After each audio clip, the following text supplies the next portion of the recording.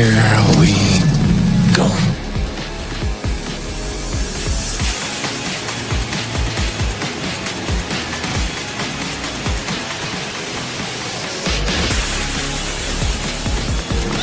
Just get those wonderful toys.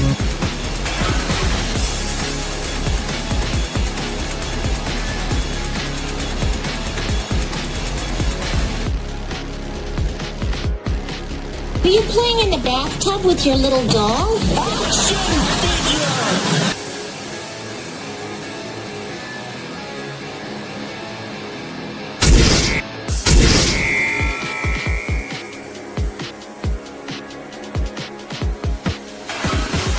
Consider this. What is the purpose of a toy? To be played with. Therefore, to not play with it would be Illogical. Damn it!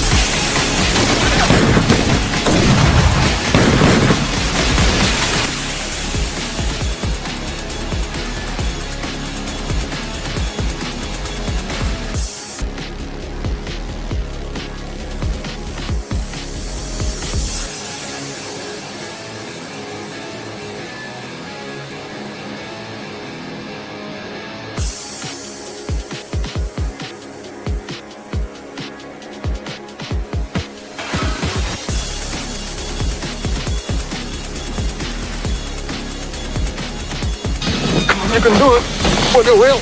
I don't want to go through life being a Wonder Wheel mother.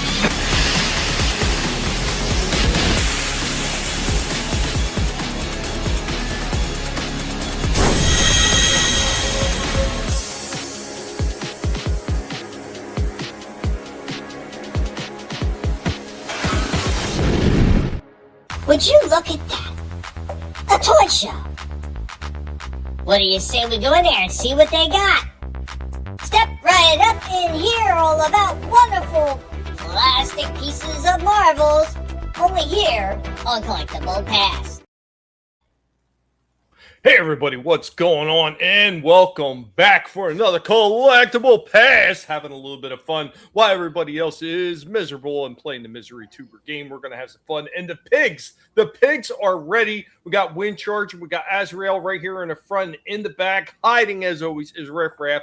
The pigs are here, ready to have some fun. Some toes are going to be nibbled.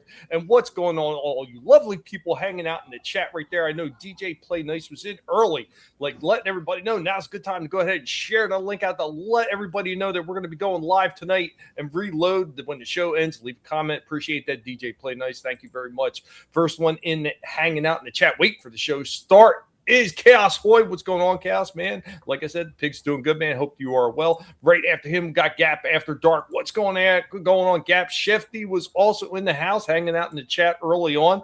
Shifty wasn't 100% sure if he was going to make it, but he is here. He is here. Super fan Adam Shawhan also hanging in the chat. Don't forget to hit the thumbs up. Be there shortly.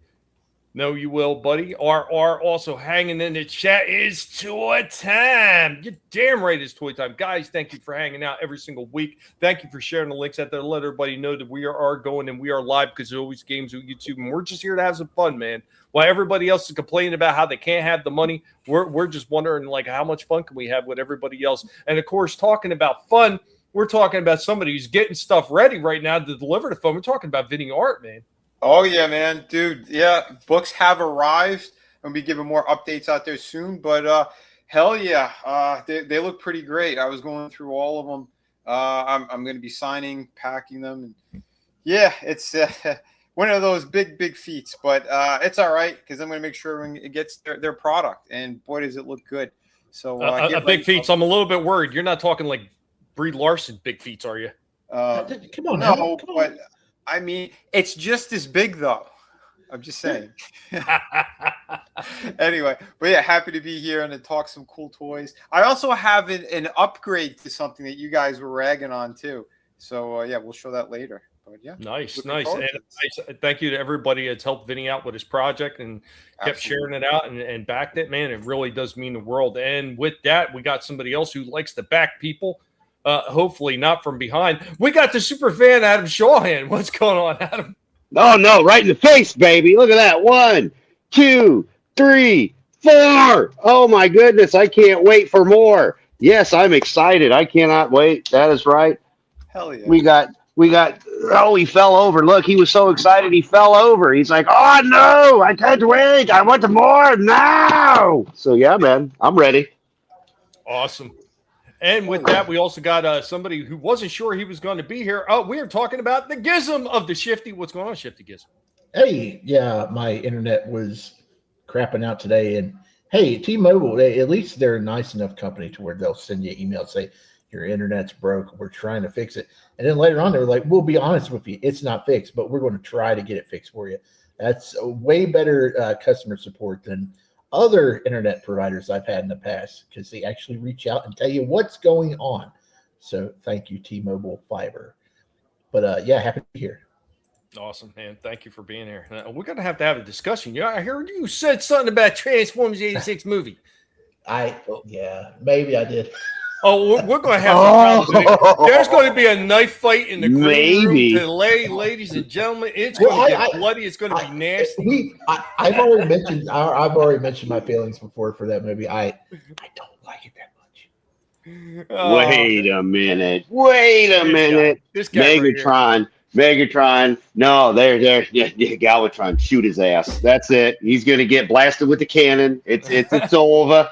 Game over. It's okay. Everybody can have their own opinions, but we also got somebody else who has their own opinion, and we got Steph. What's going on? Friendly Neighborhood Reviews. Good night, everyone. How are you all doing? Hey, doing well. How you feeling this day? Good. I feel cozy and warm. Just got out of the bed, so I am ready to talk some toys and talk crap about stuff, I guess. Awesome. Yeah. We got a few more awesome people hanging out in the chat tonight. We got the Time Prophet hanging out in the chat. What's going on, Time Prophet? We also got Seth over there on the men's room. What's up, Seth, man? Good to see you. I hope that you're all doing well. Guys, remember, keep sharing the link. Let everybody know that we're going, because if not, going to wind up getting your toes nibbled off. RR will tell you, pigs out the gate, they will destroy your toes. Steph, thank you for joining us. I look forward to hearing what you guys say about some of the toys. And like, you've had a couple of podcasting style episodes that I've noticed when you were talking about toys, and you were talking about some of the things that you think are wrong with the industry, where you were talking about either the scalpers or some of the other things that these companies are doing wrong. And it's refreshing to hear somebody else talking about it, and not hearing, just like Vinnie and I have talked about with so many other toy reviewers, where they were literally just simp for these companies. Look, if the company's doing it right, by all means, congratulations, you guys did this right. But if they're screwing it up, let's call them on it. Right. Yep.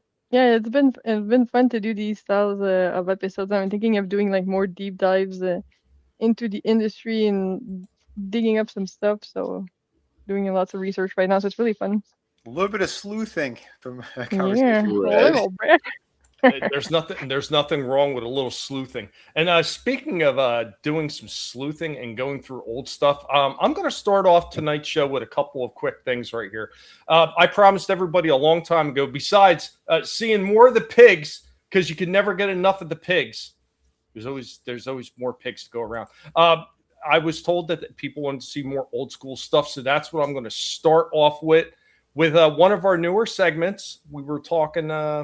Actually, it's not a newer segment. I'm lying. It's old school toy time. Guys, hope you enjoy this one.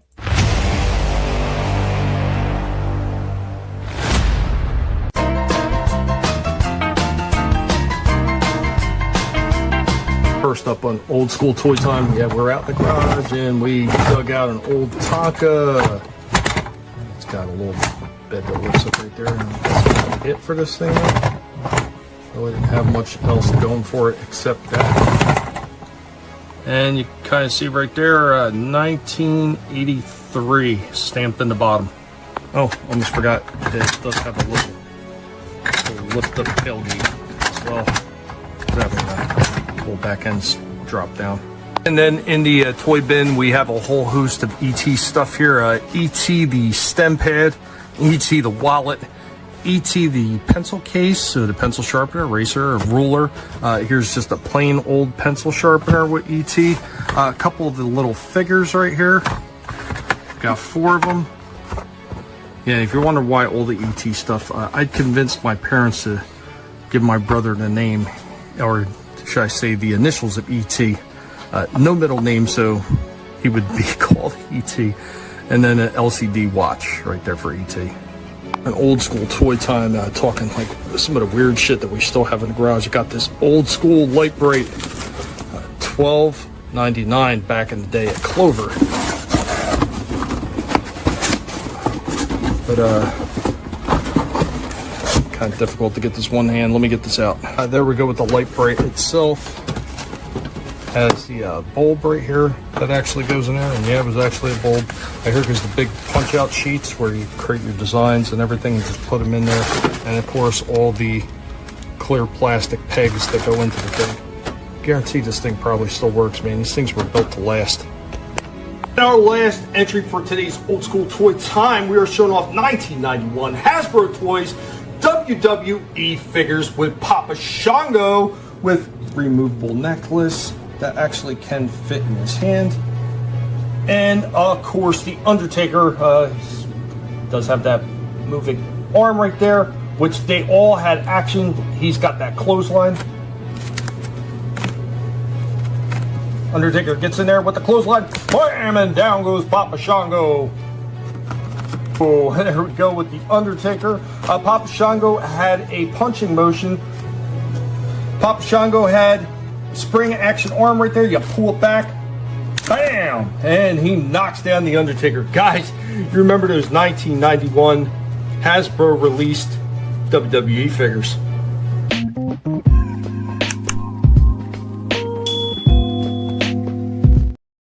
We had so many of those WWE figures. My cousin had a collection, and then he did custom ones. They were insane. I did as well. I took like the old Macho. I had a couple Macho Man, a couple Hogans, and I did the NWO colors and like the Macho. But they all got stolen. They all got stolen. What's going on, lovely Sherry? I had almost a complete set, and I traded it off for a, unbeknownst to me, Roachfield PlayStation. Nice. Yeah. A roach-filled PlayStation. Surprise! Yeah, although surprise. E.T., I just keep thinking of Cheech and Chong with the extra testicle. But anyway. What? Yeah, hold on. Am I the only one who didn't like E.T.? He always looked like that. He looked like a sack. Yeah, he did. A nutsack, baby. Yeah. Yep. I never liked him. I thought it was weird. Is it just me or the Undertaker looked a little ginger in the Little. Oh yeah, or you forgot early on he had a lot of. He that. is. Yeah, he is a Really? redhead. Yeah. What? He dyed his hair black. Is this a Mandela effect? No. If you look up some of his early fights with WCW when he was known as Mean Mark Callis, big curly red hair. Yep. And his first No couple way. That is, Yeah, wait. that is so traumatizing. Uh-oh. his first couple of years when what's his name, $1 Million Man, when he brought him in and everything, he had that very pale complexion. He had like the purple rings under his eyes, and he had that that bright red hair. Yep, and that was before. No tattoos. That was before they paired him up with Paul Bearer. He was still Yep. under Percy Pringle, who was Brother Love. Brother Love, baby. Yeah, it was Brother Love. He debuted him at Survivor Series 1990, and I think they didn't they call him Kane the Undertaker? Initially, yeah, they were going to call him. They were calling him Kane the Undertaker, but change it. What's going on, Padre? Yeah, but those Hasbro figures were awesome. I used to go every other weekend to Hills back when that store was up. That was a great department store for toys, and I used to get them all the time. And they were cheap, and they were awesome. And like I said, I had almost the complete collection, and I stupidly traded them all away. The ring, everything, gone. Yeah. What's going on? Happy Dinosaur, good to see you as well, man. Great. Happy's getting a hell of a collection of Hot Wheels going on, man. If you guys have been Nice. checking Happy out on Twitter, I see it all the time, man. Or yes, initially he was called Kane the Undertaker. Yes, he was. So if you guys enjoyed that, I'm pretty sure you're going to enjoy the next one. I'm hitting you suckers with a pig animation and then an Indies toy history lesson right after. I'm going to pass it off to you fine people on this panel to talk about whatever you want to talk about. Well, I want to hit you with something early, something interesting, something neat. I hope you enjoy this. We are the Guinea Pig Collective. All will be assimilated. Resistance is futile.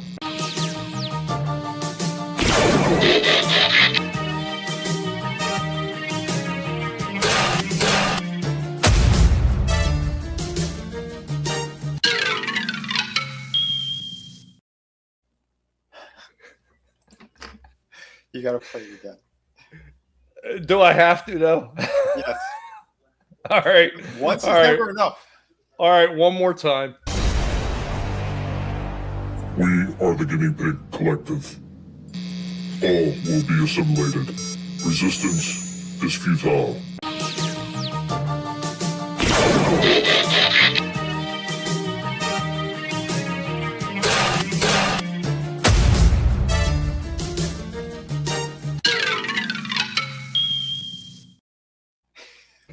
The knockout blow. Yeah, the tall one's like, I will not be a toy break. He got back up. So that's going to just lead right into Indy's toy history lesson in case you didn't know anything about this figure, and I'm going to pass it off to whoever wants it next. So here we go. Indy, take it away, pig.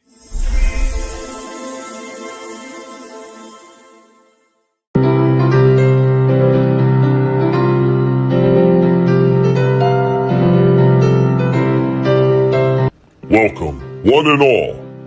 I am your Professor Indy of the Guinea Pig Collective. And now, we are going to get into some toy history. On today's toy history lessons, we will be going back to 1976, Tomy Toys, and we will be talking about Mighty Max, the Maximum Man. Now created by Tomy in 1976, Mighty Max came with a Maxi Mobile, which is a powered forward and backwards in a reversed automatically sled that he came with. He also came with the Maxi Winch, which lifts heavy objects or helps Mighty Max climb walls. Mighty Max poses with a bunch of articulated joints that was not seen with a lot of figures at that time. He was also able to disassemble and be reassembled. 37 pieces were included with Mighty Max. His Max Mobile, his Max Winch, his Wench, the shield, the lance, and his helmet. Now, Mighty Max was created by Tomy Toys, which is the same company that would later release Tron figures and light cycles. All of the orange bolts on Max can be unscrewed to combine his parts into a variety of different Max styles. All these joints make Max a very posable figure. Max was the precursor to a lot of the soon-to-be very popular transforming robots that became all the craze in the 1980s. Max is definitely a standout figure and one that Tomy really did seem to be ahead of their time when they created it. But I actually put some C batteries in this thing, and believe it or not,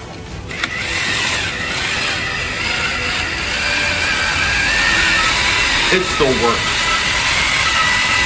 So what he has on him is a bit of a hook system where you can put anywhere, turn them on, and there's a power glide and take them up to that hook. Now, as stated, his sled is automatically. So when the Max Mobile Max's car is turned on, it will drive forward or backward until it hits a wall. The forks in the front and the back will then reverse the engine, sending Max in the opposite direction.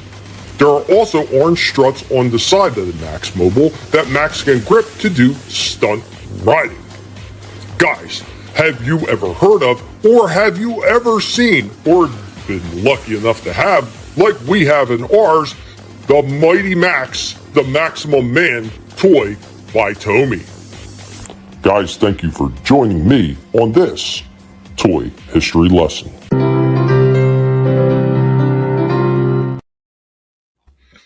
Wow. Now we know where Roombas got their idea from, right? Yeah, happy as it operates like an early Roomba. Yeah, pretty much, yeah. So it bumps into stuff and it goes, and mine would have done that and actually moves faster if I had the other set of wheels, which I don't know where they're at. So everyone, it's like everything that was packed up in my father's house, nothing was in the same location. So it's probably in another bin somewhere out in the garage, and I just haven't found it yet. But somewhere out there is his lance, his shield, and his helmet as well. So all I have is Max and his sled itself, but with the winch. But damn thing still works.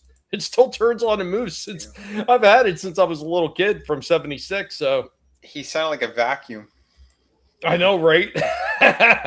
Or a blunder. Steph, that's how fast I move when I got to get to work in the morning. I hear that. Right. Shit. But by all means, whoever wants to go next, take it away. That's my opening. So you were saying all it took was a couple C batteries, right? That's pretty awesome for back in '76. That was one of the ones that I had taken the batteries out of, and I always tell people, look, if you got battery operated things, I don't care if they're watch batteries, whatever. You don't think they're gonna blow up? They're gonna blow up eventually. Take them the hell out of whatever toys you have, and then store them. Guarantee your shit will last. The battery. The problem is a lot of things, especially when you get to toys that came from fast food companies, whether it was Burger King, McDonald's, whatever, that had light up features. Those things were never technically made to be taken apart, even though you could take them apart. McDonald's has the very funny feature of all the screws are pyramidal screws. So you need a special tool. Be able to remove any of the screws on a McDonald's toy. I know a lot of people who are special screws. Yeah, they are. Kind of like that. There you go. You were talking about screws earlier, but at least that didn't happen, Vinnie. Look at that. I don't know how the light's still working, but it is. But yeah, ta-da! I don't know. Loose screw, maybe. Oh shit! The whole thing fell. Just a little bit, like the wall mount piece is still there, but the part that goes to the wall mount just decided to come down, and the lights go, hey, we still work. So yeah, eventually I'll get back there. I mean, I do have a couple riders in the way, and I'm not quite flippity dippity. So but anyway, I just wanted to show it's not just talking about loose screws and screws and giggity haha.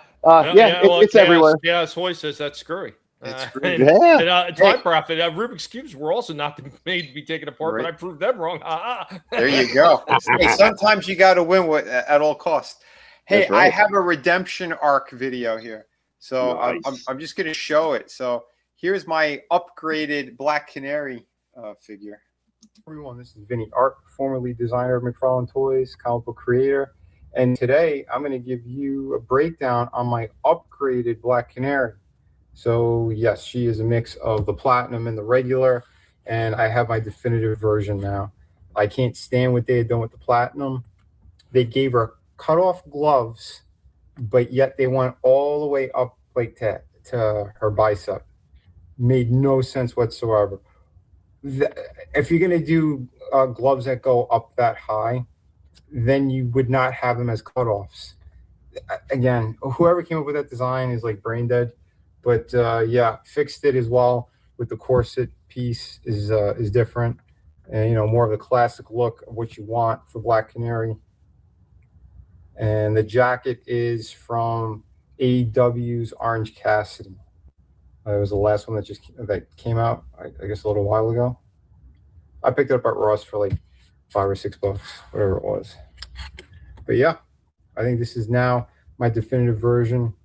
And that's the look that is what I think we all wanted. I don't know what the hell he did beforehand, but there you go. I'll show you without the jacket as well. So here's what she looks like without the jacket. And again, that whole upper half is basically reused from Wonder Woman. It was the Page Punchers one. And I think this looks killer. Way better. This is what it's supposed to be. That's Black Canary. She was a singer, a martial artist. I think she did Black Ops. Like, the character is known for a lot. And I do like the cut-off gloves now. That's way better. Again, I swapped the arms, the legs, the torso. Yeah, she's a mishmash of the platinum and the standard one. Oh, I forgot to mention too. So apparently on the platinum, if you take the jacket off and she has the gloves that go up to the bicep, her shoulders are still the same, right? They gave her black disc joints. Why would you put black disc joints on someone that has peach skin? So that Tord could get more pickles. Apparently. Like, does that make any sense? Guys, look at your shoulders. Do you have a black hinge in there? Or, I mean, I don't think so. But yeah, you know what? It is not surprising coming from Tord. Yeah. Yeah, no, this is exactly the reason I find you, Vinny, because you can get the rotten black tuna joints if you don't eat enough fresh tuna, and that's why you're complaining about this Hey, figure. correction, I was never fired. I left there. But yeah, here's Torque. My quirk is I love pickles. Don't be shy. Push. Oh, I love your dress. Pickles. Yeah, And he loves those flat shoulders, baby. Pickles goes good with tuna, so that makes sense. Well, I still do have the leather jacket as well, the fake leather, but I don't trust it. I think it's gonna flake over time. That's why I have this jacket, which is like the cloth denim one. Really good stuff. Yeah, I hope you like this one. Please remember to hit like and subscribe. Give me your thoughts on it too. Did you modify yours? Let me know. So yeah, that one's badass now. That's how it's supposed to be. Rolled up sleeves. You can see the forearms. There you go. Except she's about a foot too tall, but she is too tall. Yes, but again, he used Wonder Woman parts. Why would you use Wonder Woman parts for Black Canary? Anyway. Well, hey, at least you got that. I think you and I were on the phone when you found the Cassidy, and that's what's so funny because it looks better with the Cassidy coat than it did the one she came with. Oh yeah, yep. Yeah. R says, yeah. Vinny said he told Tor to take this job and shove it. I ain't working here no more. Yeah. Take your shitty spawn in, I'll throw it out the door. Yeah, I had a funnier story, but it wasn't so much to throw shit at Todd. It was the douchebags that were running the art studio in Jersey. Like, but yeah. Yeah, one day I'll break it down more. Yeah, Tommy knows. I mean, how big is she in relation to the Superman figures we just got?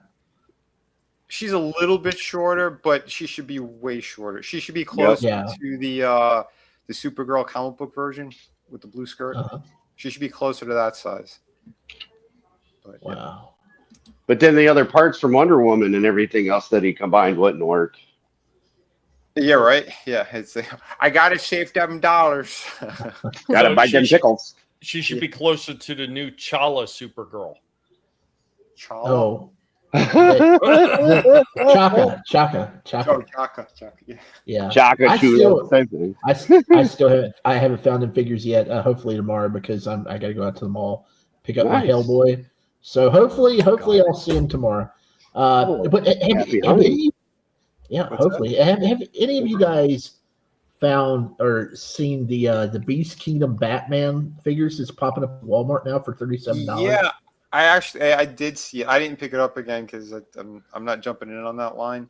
But, I heard a lot of people complaining about them. People that just simp over them.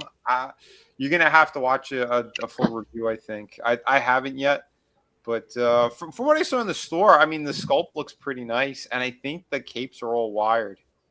Yeah, well, that would be nice.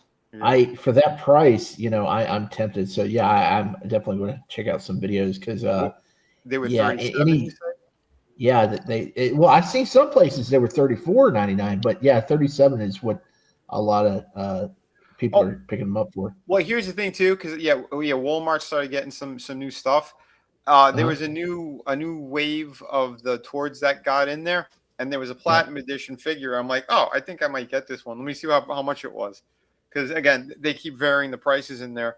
I don't know what's going up, what's going down. So I asked the guy to scan it. It wouldn't scan. I'm like, what's going on? Went to the register, and they couldn't sell it because it's not in the system. So they had to take it back to another part of the store. And I'm like, so I can't get this figure? Could I at least swap it out for something else? And they wouldn't let me. They just, walked away. What was it? It was one of the platinum ones. What was the new wave that came out? The Freddie Freeman Shazam. Okay. Yeah. And then there's a couple others in that line that they're not for sale. That's I feel like one of the shorts, but this is crazy what's going on because he's pumping them out too fast. Yeah, it happens at Target sometimes with the marbles. They'll put them out too early and they can't sell them till the street date. Yeah. That's what. There's a work around that. We all know that, but we won't. You got to ride the pirate ship for that. Yeah, there are a couple of workarounds, but I mean, we'll talk about it another time. But it's crazy though. It's like either slow your roll or make sure that the companies know what the hell's coming in, because a lot of them too, they have the same old barcode because I know a lot of like the Supergirl movie figures, they have the same barcode as the Batman Returns. So when Target scanned them, they go, "Oh no, those came out like back in February, March." I'm like, "No, they didn't." Yeah. So yeah, You just gotta do like the pig and hide it. Is what I was thinking. You know, you hide it somewhere it wouldn't normally be found, and then when they come out, you've got one hidden and stashed. But you know, like a pirate pig. That's weird too, because I don't even think Walmart had the Batman Returns line, did they? I thought that was only at Target. No, not Walmart, Target. No, Target. Yeah. Oh, okay. Yeah, that one was a Target one, but I wasn't talking about the Freddie Freeman one. The Freddie Freeman one was Walmart. The Supergirl stuff was Target. Okay. But yeah, crazy stuff. But anyway, who's next? I got nothing. You got nothing? No. Well, I do have something, but it's sitting over at GameStop right now. I ended up getting mine at Books A Million, but I didn't film it yet. Oh, okay. Let me double check here. Oh wait, I might have. Is it in this one? Hold on, I did a couple of toy hunts, and I don't remember if it was in this one. All I got is the Fire, because what I bought still isn't here because, you know, UPS, FedEx, and all of them suck. Oh yeah, they do. I will be having something pretty big here in a few weeks. I'm waiting for Magic to drop at Big Bad Toy Store, and then I can mail it my huge pile of loot I've been accumulating. So nice. Oh, she's dropping soon? June. Oh, in June. Okay, nice. So yeah, I was at Walmart. I didn't pick it up, but I thought this looked really cool. Again, still haven't seen the movies. Terrifying 3 at Walmart. Looks pretty good. Yeah, that does look nice, but the movies are, Yeah, the movies, from what I heard, they're great packaging too. It's gore porn. No, it's not. It's Really shit twisted. porn. Shit porn. But he is a nice looking figure. I seen the other one once at Target, the regular version of him, his regular black and white suit. That one looked damn good, but I was like, yeah, I have no connection with this. No, don't get me wrong. The character itself is kind of neat, but just the disgusting element that he needs to add to every movie for the shock value is just like it's just so over the top that it's not even scary. It's just disgusting. All you got to do is look up the bedroom scene from the second one, and that's all you need to see right there. It'll turn you off for the whole series. It's awful. What's his name? Eli Roth. He's known for that kind of crap too. Not this far. This is like the worst stuff I've ever seen in a movie. Oh, jeez. Yeah, at some point it's like, well, why are they pushing horror that far? Like, it's just fun to get scared, but when it's just disgusting for shock, it's like, dude, we don't need to see the shit. Exactly. Literally, don't need to see the shit. I agree. Completely. Exactly. I agreed. 100%. Almost bought that last week. Yeah, he does look good. So yeah, this was at Walmart. Walmart's got some pretty cool stuff today. Yeah, there's the Beast, the Beast Kingdom stuff. Again, but see, everything is in the wrong spot. This says $6.97 for $7. I'd get it. Not not for $40. I get the whole set. I get the set. Right. Yeah, he wouldn't scan either. Oh my god. Yeah. You got the Joker there. I've never seen him. Oh, you've never seen him yet? Nope. I saw the red one. Good. Yeah, there he is. Yeah. I have the red one. Yes, you did. Yeah, that's right. But yeah, he's part of the new wave of the new shit that came in, and nothing was scanning. I'm like, oh, nice. Oh, they put the blockies over in. Yeah, Walmart seems to be the only one that are getting those in right now. I haven't seen them at Target, but Target gets them, but they just don't get very many. Oh, okay. I found it. I found that the smaller ones, you got to get them from like AliExpress, and they're blind box unless you buy a full case of them, and that way you'll get each one of them with a variant of the or a chance to get the variant, which is like a holographic version of Vader. Oh, okay. Oh shit, I didn't know that. Those are pretty nice though. The Day of the Dead figures. Yeah, I was surprised at the new shit that they had in there and things like I wouldn't normally see.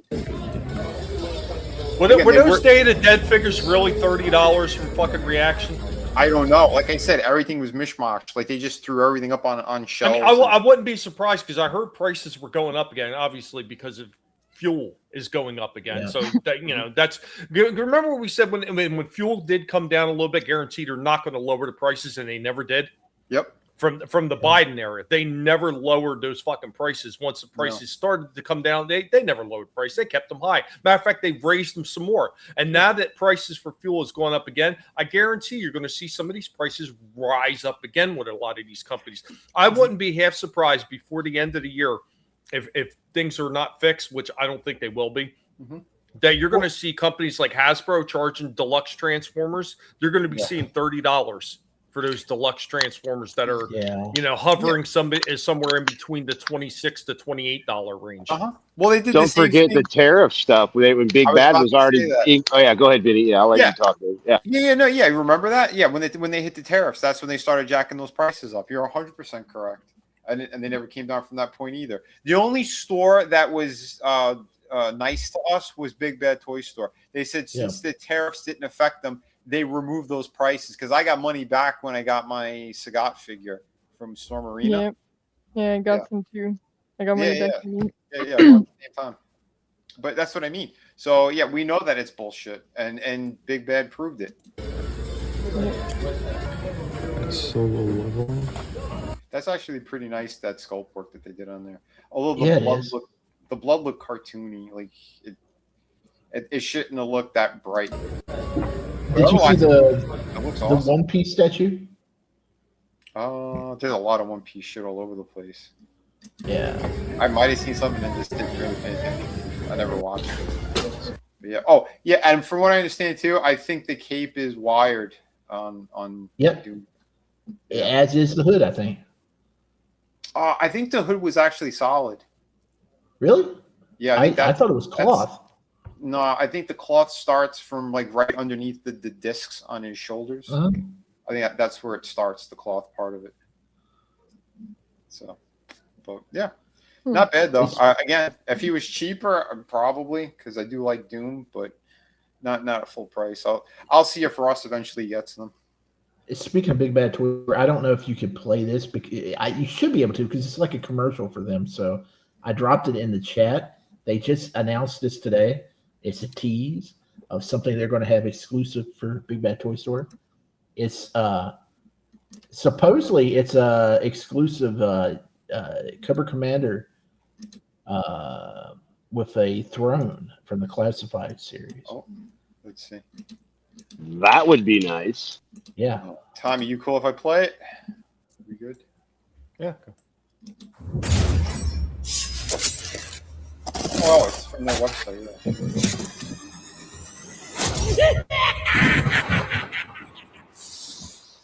And that's all we see. But still, I mean, hell, cool. Cobra Commander for Throne, I may be looking forward to that if the price is right. Yeah. Of course, it's gonna sell out like within seconds. Dude, so all their exclusive shit does when it comes to the. Well, wait a minute. What is it? Reaction or is it Hasbro? No, Hasbro is classified. It's a classified figure. Yeah. What's up, Godzillionaire? They're so hard to get. What's up, Godzillionaire? Oh, yeah. Our prices aren't going down for the rest of this decade. They will continue. Shortages and price inflation. We're firmly in stagnating war economy where money growth will outpace economic activity. Absolutely. Yeah. I'm wondering if it has the hood because they made that exclusive knockoff figure with the hood, the businessman or whatever. Yep. So maybe. So there's this other guy. I catch him every once in a while, and God forgive me, I don't know his name. I haven't been watching him long enough to like know his name off top of my head. So he's all GI Joe, nothing but GI Joe for the most part. He'll mention a Transformer here and there, but his bread and butter is all GI Joe stuff. And he goes over all the sites and everything, and he goes over all the things that are being released and all the companies, what they put out. And he said they're still, to this day, because the question came up multiple times, he said they are not going to release the hooded version. They still won't do it.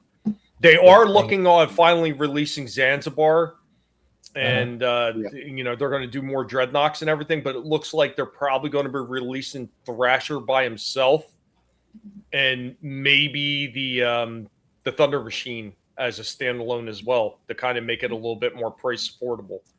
Well, I tell you, we do have options now, like with that figure just came out, the businessman, or just track down and try to find a Black Series Snow Trooper, and you probably can modify that into a nice looking hood.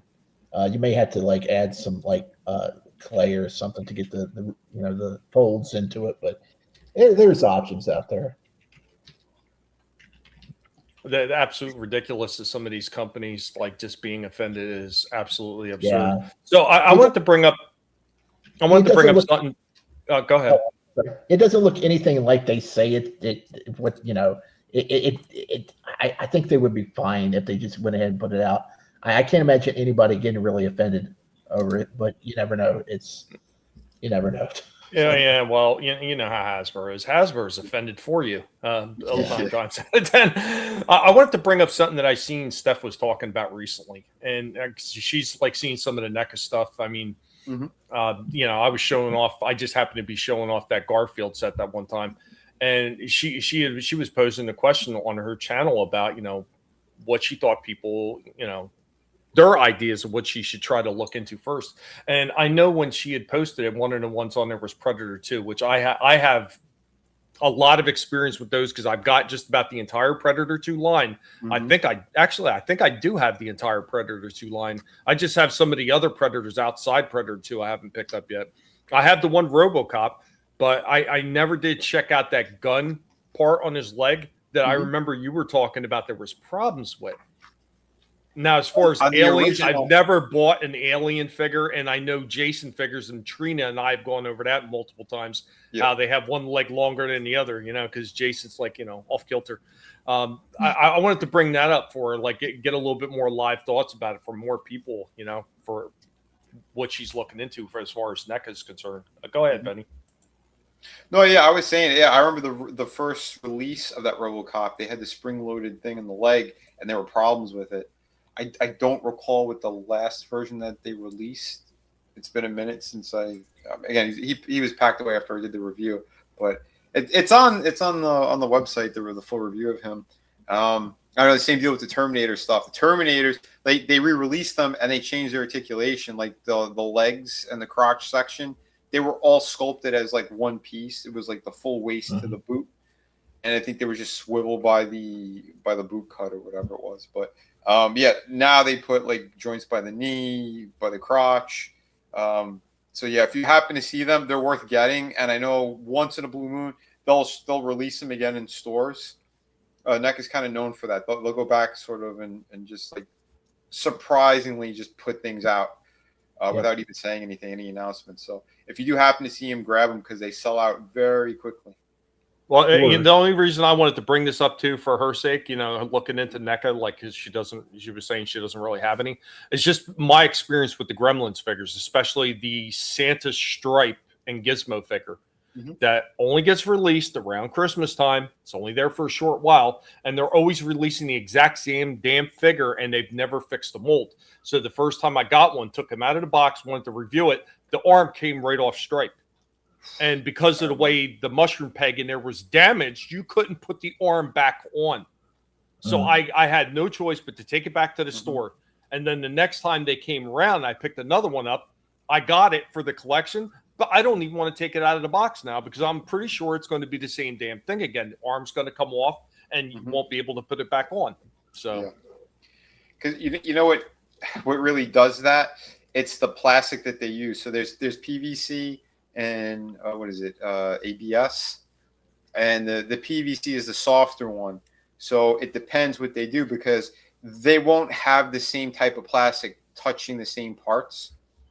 And like, if let's say the chest is the harder one, and the PVC is the softer one. So the mushroom pegs from the shoulder are usually softer. And if it's glued and pinned incorrectly, like, you know, that the chest is in two parts, the front and the back, if it's glued in correctly and it pinched the actual PVC, when you go to rotate the arm upward, that's where it would like saw off and just, you know, come out like that.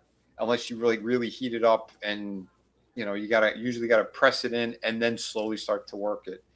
Yeah, it's a pain in the ass. Those older figures, they were notorious for it. Well, if anyone got any McFarlane Maniacs back in the day, a lot of them were like that too, because it was just a regular flat joint. It wasn't like a proper ball jointed shoulder. You know. Wow. But, yeah. So I don't know if that helps you at all, any Steph, but Yeah, because whenever like you're looking into a new line of figures, it's always like just lots of research, and it helps when people. Yeah. Well, the give ultimate. me Oh, sorry. I was just gonna say, like, it helps when people give me a bit of like, this one is crap, like this one is good. You don't want to get the earlier ones and all that stuff, you know. Yeah, the ultimate one, like the newer stuff, the ultimate stuff is usually pretty good. Okay. Yeah, anything like super current, it's usually a safe bet. Like the Universal Monsters, if you're a fan of any of that, those were all fantastic. Oh my God, that King Kong that they had where he came with the biplane, and some of the little dinosaurs and everything, like that one was just that was superb. Yeah, dude, that was so good. Frankie wanted it too. I picked one up for him. He's like, dude, that was fucking awesome. The black and white creature for the Black Lagoon. Yes, that was awesome. Oh yeah, I'm wondering if I get both of them, because I know that movie is so stupid. He's just like walking forward and moving his mouth, but it's such a cool movie. I don't know, I like him, so thinking of getting both the colored version and the black and white. The black and white looks really good. I have the colored one. Yeah. I like it, but I think they did better paint application on the Ninja Turtles. Oh, version. that Leonardo one is chef's kiss. I'm so glad I got that one. Yeah, you lucky bastard. I mean, they have the black and white ones now. Ross had a few of them. But yeah, oh man, yeah, I'm kind of bummed I missed out on the black and white ones. I'm kind of bummed that I missed out on Donatello as the Invisible Man. Oh yeah. Raphael as the Wolfman, and Michelangelo as the Mummy. Those are the three I missed out on. Yeah. Some of those are still popping up in Ross. I've seen from black and white videos. ones are. Yeah, and I want the color ones. Ross, they're putting the monster figures back out, because I saw where they had a 2-pack now of the black and white Frankenstein monster and the Bride. So keep your eyes peeled. That was Target who had. Oh, it was Target? Okay. Yeah, I saw that one in stores. It looked really good. Yeah. Matter of fact, I seen it too. I might even have it on tonight's toy hunt. Nice. The one that I show it last week. If I didn't show it last week, I'm sorry. Go ahead. Yeah. The really killer one was again. This is maybe a year and a half ago, almost 2 years ago, when Best Buy still had like a good section. They had Frankenstein in his stone chair with the chains. I was waiting for it to go on sale, and then when it did, it's just like kind of fucking flew out of the stores. I'm like, son of a bitch. But that one looked damn good. Yeah, I wish I got my hands on it. You know, I really wish that they would get the license for the Monster Squad so they could put out those versions of the monsters. That'd be cool. Yeah, well, I think they're kind of slowing down with what they're doing, because they didn't. What's going on? Scrambles, man. Good to see you. They haven't done as well with some of the things that they picked up. Like they started doing Planet of the Apes, but the only thing I remember seeing was the damn soldier. You didn't put out any interesting figures. You put out the soldier, and that was going to be your test into the market. Let's dip our toe with the ape soldier. Nobody wants to see the damn ape soldier. We want to see some good fucking characters. Yeah, some of the main characters. Right? Pig Dippity. Let's go ahead. I'm going to bring something else up. I'm going to bring up toy collecting as one of my newer segments. Mm-hmm. And I want to hit a Toys from Bygone Era before we get into the second half of the show, because we're already we're almost an hour in already, believe it or not. Yeah. So here we go with toy collecting. We are the Guinea Pig Collective. All will be assimilated. Resistance is futile.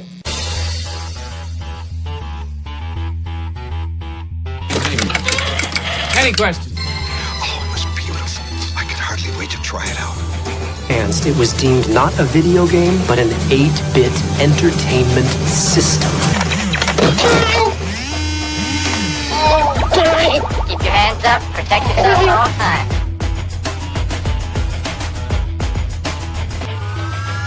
So sometimes as we're collecting things, we do pick up ones that sometimes that we want to repair. Like this Omega Supreme, like this Lynx for Sky Lynx, and this whole box of other ones that I have. I've got some jump starters. I've already talked about these where somebody swapped the chest out for top spin and twin twist. We got a Sharkticon who's missing an arm. Could use some more stickers. Some new stickers, missing the tail. Just random ones that are in pieces. Some Insecticons that are pretty loose or worn out, or maybe missing parts as well.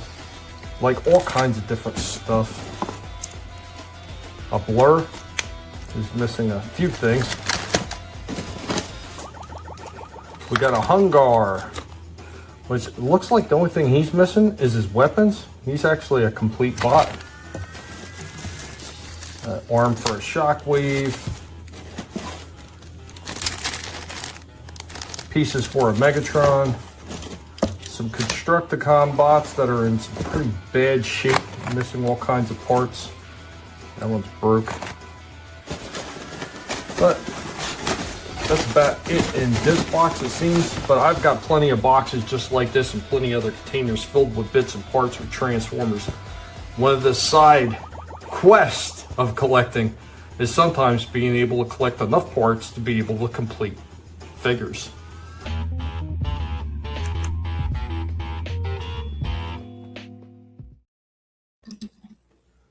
There we go. With that, it's always trying to get all the damn parts, and I mean, I've gone through that multiple times. Like when I decided I was going to make sure that Adam got a Megatron. Going through all these different parts to try to find stuff that, number one, ain't, it's not broken. And if I didn't have it, like, okay, what lot can I pick up where I can complete some of these damn things? So, it's just a pain in the ass. And then you got to watch out because people are always trying to overcharge you on eBay. So you got to be slick. You got to wait until the last minute to put your bids in. Don't place your bids early. Wait until that 5-second mark, and then just throw a big bid in and just watch everybody else get pissed that they lost their deal. I know how it is. Like I tried. Well, I'm trying to get into kit bashing and trying to get some of these parts. I mean, it's not easy. Not easy to find them, and sometimes they're overcharging. So Yep. Like $20 for a head, bro. It's like no thank you. Yeah. That's on the low end. I've seen some going for like $50. Really? Yeah, especially the custom ones. Yeah. Yeah, sometimes you just it's better just to buy like the whole damn figure because it's cheaper. Instead of parts. Yeah, I mean that's where it comes in handy, and that's why I'm always saying if you're going to do a lot of stuff like that, you're going to look for the lots. Yep. You want to look for the lots of broken figures. Just look through all the lots of broken figures. If you don't need the whole damn figure, just look for stuff that hopefully has everything you need in the lots. That's what I do. I mean, I could just buy a Megatron figure if I wanted to get one, but I'm going to be spending big dollars on it. Now, if I buy a lot of broken parts and just look through all the different lots of what people have out there and what I could build, I'm going to get it 10 times cheaper. And in the end, if I'm fortunate enough, I should get enough extra parts for the extra parts I already have so I could build another figure and then get all my money back. Yeah. When it comes to buying heads, the most I paid for a head, giggity, was like $15. And that was for the McFarlane ones for doing all the stuff I was doing. So, and then, Vinny, to your point, for the 3D printed ones, I've seen them $55, not painted. I'm like, sorry, mate, not going to happen. Sorry, no. Hold my crack pipe. Yeah. Godzillionaire, we definitely got to talk, man. We definitely got to talk. If you have to reach out to me, you could always reach out to me through Gmail. Really easy to find. It's RaddyRackinson@gmail. I think it's listed. I think my Gmail is listed on my damn channel. I think. If you have to reach out to me that way, if not, I'll leave it again somewhere, man. Yeah, if we could talk. I mean, it's one of those things I have to put some money together to get it, but I mean, I'm always in need of more parts to complete stuff, to be able to put things together so I could sell figures. Because I got tons of broken figures that I need extra parts for. So $15 a head, you're going to get herpes, bro. Padre! I love Padre. Some people have a problem with Padre. I do not have a problem. I love that guy. Nice. One day we're going to talk. We're going to talk business, and we're going to see about that Lucifer. I want to see how serious you are about getting that Lucifer, man. I'm going to get you when you're completely lucid and not drunk, and then we'll see. But guys, we're at the portion of the show where we're going to run our old school commercial break, and then we're going to come right back, and we're going to have some more awesome discussions about toys. We're going to show off some more cool, interesting shit. And we hope that you're having fun. Remember, everybody's links are down in the description below in case you want to find their channels, you want to find Adam, you want to find Shifty, you want to find Steph. It's all down in the links below. Be sure to subscribe to their channel. It's not going to cost you anything. If you're not subscribed to me and Vinnie, if you're not subscribed to me, shame on you. Wait, look, I'm hungry. It's not about you right now, Vinnie. It's about these hungry pigs. Jesus. Have you never seen? Look at these poor hungry pigs. These guys are getting by basically attention. And thank you for singing that. Very little love whatsoever. This poor guy that they call Tommy barely has enough money to feed these guys. This is why they are starving to death. Don't get into the big bellies they have. We're gonna get hit copyright. You gotta be careful. You gotta feed the guinea pigs, or else they will be, death from the ankles down, yo. Like you gotta feed. They're getting too skinny, man. Look at this. Look at those skinny pigs. They're starving over here. They're starving. We're starving over here. I can't. My Snaggletooth figureback Lucifer is obtainable. Yet, you know what? I used to have that too. I don't even want to get into talking about what I did when I was stupid and younger and sold everything. But, guys, here is your commercial break. Let's get ready for some old school fun with toys from bygone eras.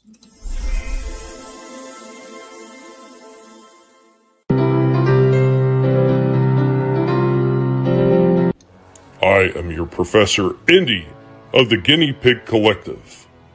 Welcome to Toys from Bygone Eras. He's moving up ice. A shot, a save! Another shot, and a goal! It's Snoopy playing hockey, the new snap-tight action model. And you can build it yourself. Everything snaps together. No paint, no glue, no waiting around. And when you're done, you've got a fast-action hockey match. Some kind of hockey player that Snoopy is. Snoopy playing hockey with Woodstock. A snap-tight action model you can build. From Mattel. Humpty Dumpty sat on a wall, careful not to let him fall. Pull out the blocks one by one. But if he falls, the game is done. You take turns pulling the blocks out of the wall, but be careful, because if you make Humpty fall, you lose. Humpty Dumpty, sold at stores that sell toys and games from Shopper, the Cootie Company. Cookie always leaves you nothing.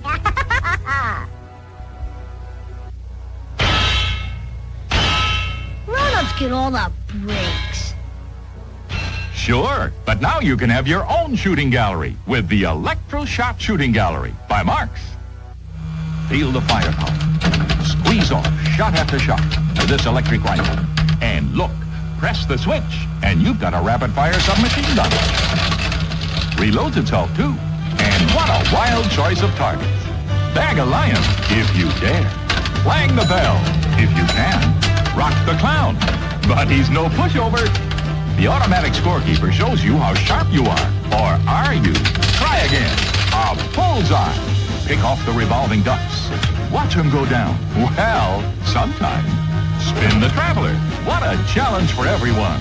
8 wild, clanging, spinning, bouncing, soaring targets.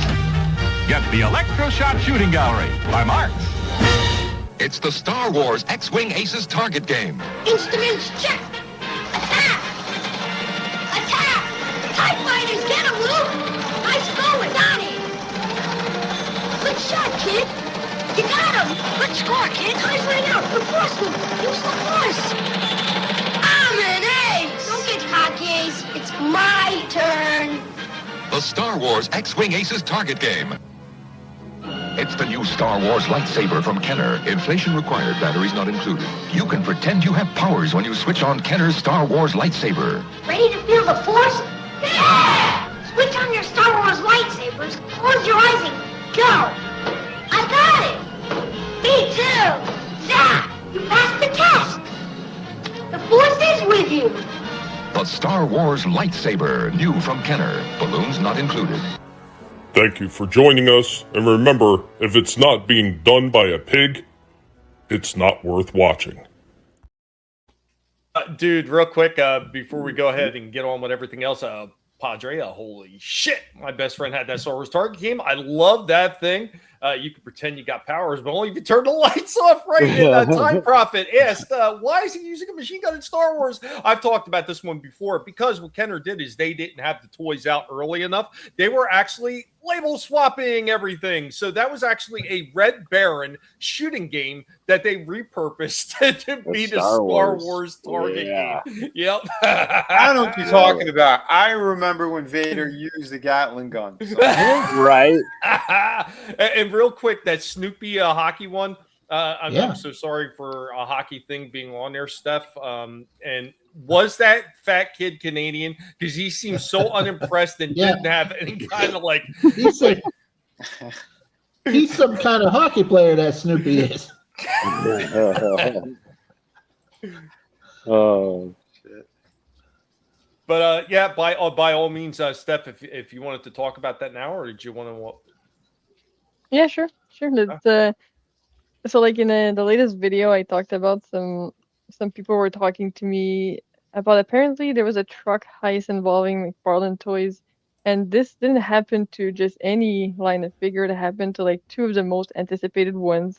It was the Woman of Tomorrow Supergirl and the Killing Joke Joker. Mm-hmm. And like a lot of people in the US didn't get their pre-orders because of that, and people had emails from Walmart and all that stuff that their orders are canceled. Yeah. So I don't know, I was like, maybe I'll make a cool video just to look into that. But then I noticed that no police record was ever released, which in itself is freaking weird because police records of any crime mostly is public records. Mm-hmm. So it should be released. If it's not released, well, there's a reason, like maybe they're hiding it under we're protecting our company or whatever. I don't know. Inside job. Yeah. We were having that conversation because I said there's a lot of fishy shit attached to it because you wouldn't have one truck that has the entirety of line. Not line. Well, the manufactured figure itself, you're not putting all of it on one truck. You know, if they're coming from China, again, they go to warehouses, whatever it is. But again, it's not the entire run of the figure. You would go back and make more of them, which she's done multiple times. No. Sometimes you get them all on one truck. I mean, how do you think the pigs are going to be able to hit? I mean, I didn't say that. No. But you can find them on eBay. That was the funny part, right? Like when they were doing that, we were finding them on eBay for $100. Yeah. And that's the thing apparently on Reddit, it led me to an eBay seller. His name was, hold on, I have the info here because I found the deal. Like it was Sam Deals 95, and the community like just was all pitchforks and whatnot. So they got his eBay shut down because they just assumed it was him. Now we don't know if it was him or not, but with my searches, I found an appeal he sent to eBay to restore his eBay store. 3 of them actually. Hold on, maybe I can show this. I ended up finding that Joker because I've got him in my collection. But yeah, that is we talked about that a while back, and it is kind of silly. Godzilla comes in with the Fast and the McFarlane, right? I thought his handle on eBay was not a scam. McFarlane hot figures right here. Right. Yeah, I got the Supergirl because I was the only one to like reserve it at my GameStop, and the associate, he told me, he's like, it's a good thing you got that because like nobody in the town I'm at here reserved it, and we didn't get any others, and they never got any others. So like that figure, that Supergirl was super rare. Yeah, you could get it on eBay for $100, man, all day long. Yeah. No, yeah. Well, yeah. Probably from Todd's store as well. Yes, Yeah. exactly. McFarlane official on eBay. Right. Got to get those Definitely pickles. not an inside job. .mcfarlane.com. It's such an odd situation, and like the guy tried to appeal, so they put his freaking email in the appeal. So then I emailed him and I was like, listen, I know the everyone like thought it was you, but if you want to give your side of the story, like I'm a biased third party, if you just want to give me some info.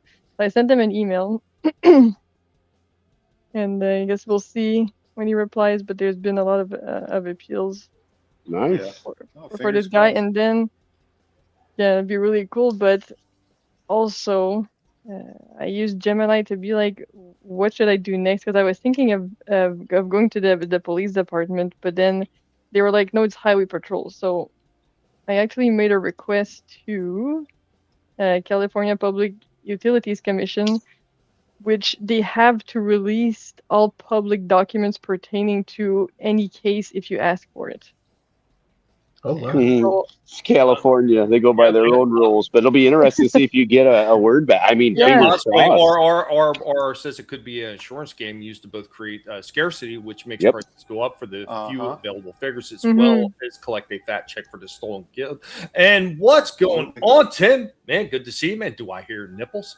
I don't know. Can you hear nipples, Tim? That is a very Nipple, strange nipple. thing to say. Man, welcome, man. I hope that you're doing well. Thanks for joining us tonight. If a nipple cries, what does it sound like? Hey, if a nipple gets hard in the woods, does anybody know about it? The squirrel. And does the other one also get hot? Nipples. Do they cut glass? Yes. Like diamonds. But I know this is something that we've talked a lot about too. Like when it comes to some of these things being stolen, some of these people that are actually creating scams like this. Of course, some of the people that are damn it, the scoundrels that are selling the shit on eBay. Why am I blanking on what they're called? The scumbags. What are they called? Scumbags. Scalpers. Thank you. There it is. Don't know why I blanked on it. I hate them so much. I can't even think of what they're called anymore. Yeah. But no, we've talked about this numerous times, and one of the things I noticed recently when you're talking about a lot of these stores and things that go missing is 100% it's in store that are doing it. And I'll give you an example. So I wanted to pick up earlier this year when they re-released they released new McChangeables from McDonald's. I wanted to get the whole set, but by the time I found that they were selling them, it was kind of a little bit late for me to try to hope to get into McDonald's and get them all. It was already too late at that point. Because if you're not there the first month that they're putting them out, you've missed most of it. So I started looking online and I found people selling them for less than half of what it would cost for the whole set. There's no way that people are going out buying the whole sets, then selling them online and selling them for less than cost unless they worked at McDonald's. Right. Taking the stock and selling it. Hey, at least you don't have to eat human meat to get it. There was a lot of, well, I mean, and if you think that these other stores like Target and other places aren't doing that, right, you're fooling yourself. Of course they are. Listen, it happened at the source. When I worked at McFarlane, for those who didn't know, we were supposed to get copies of anything we worked on, right?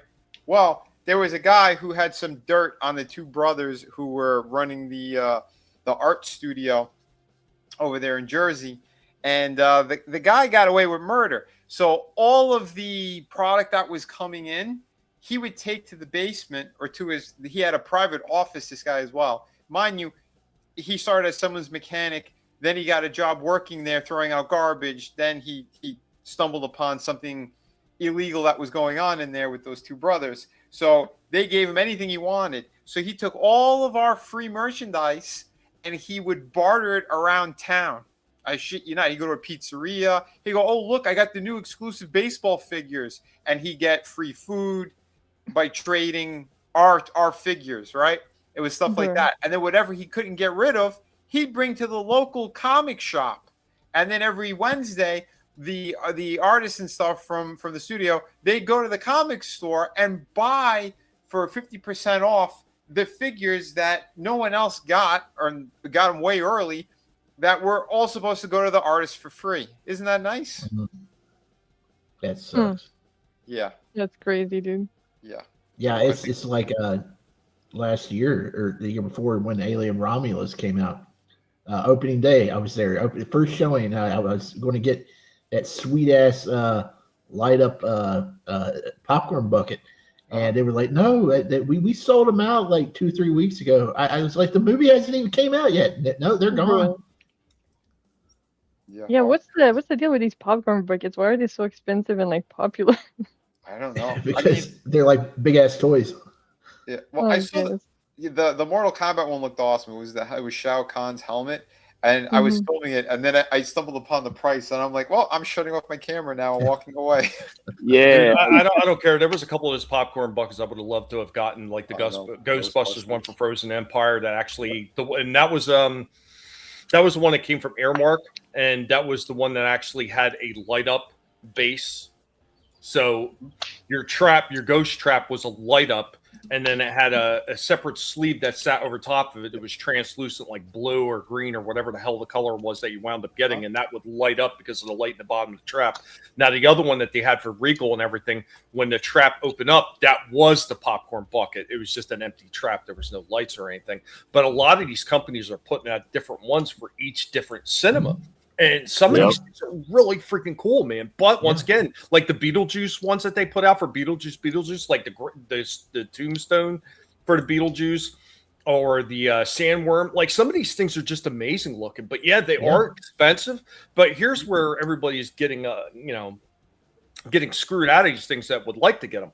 They're putting these things up for pre-order the minute the tickets go up for pre-order, sometimes before that. Yeah. So you're able to pre-order the popcorn bucket and your ticket way in advance before the freaking thing is ever even available.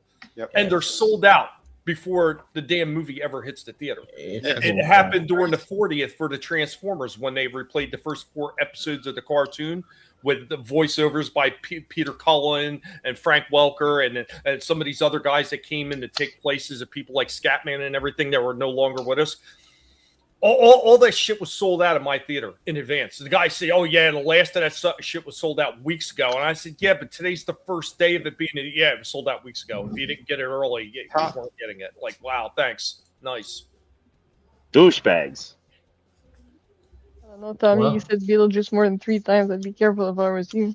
Yeah. Pig's gonna do what the pig's gonna do. Nobody's gonna stop the pig. Are you kidding? Me and him together, we could have a lot of fun. I'm trouble as it is. Get me with Beatles, that's even worse. Gab says he got the Alien Romulus Alien popcorn bucket in the cups. They're sweet looking. And yeah, you know what? I can't stand the look of that freaking Masters universe. And I'm tired. I'm tired of hearing people just go on about this stupid movie. It looks like trash. Apparently, these people don't know nothing about the original concept of He-Man and the comics and everything like that. I'm sorry. If you like it, I'm not shitting on you, but I'm sick of hearing it. And you know what? I will say, though, as far as merchandising for the movie with the popcorn buckets and stuff, they knocked it out of the park because that shit looks pretty damn spectacular. At least the stuff that doesn't look like the characters in the movie, the shit that looks more like the old school baseball and everything, that looks cool. But you're not wrong, but I don't want to pay the price that they're probably asking. And to your point, Shifty and Tommy, this shit should not even be available. If you can't buy a frickin' figure that's on the damn shelf because it's not supposed to be there, you should not be selling crazy ass popcorn buckets and drink holders and all of that before the movie's in the damn theater. Period. End of it. That's just ridiculous. And DJ Play Nice, thank you, man. I know you're busy. You're doing modding for everybody. Thanks for stopping bro. in. I appreciate you being in early as well. And RR said, I wonder if they'll do a special bucket for the theater release of Transformers animated movie. I sure hope so. And I'm going to be sure to show it off to Shifty in private. Like, I'm going to flood his Twitter account with pictures because I know how much he loves the animated movie. It's his favorite movie of all time.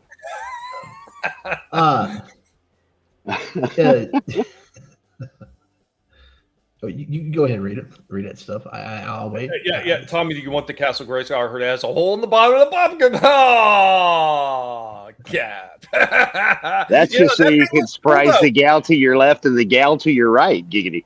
The popcorn bucket in the middle is pretty cool. One of the castle walls off the backside is actually a cup. It clicks in place as part of the Castle Grayskull. It's actually a cup and a holder with a straw and everything. The top of what would be the crown on Castle Grayskull pops open, and you could store candy in that. Yep.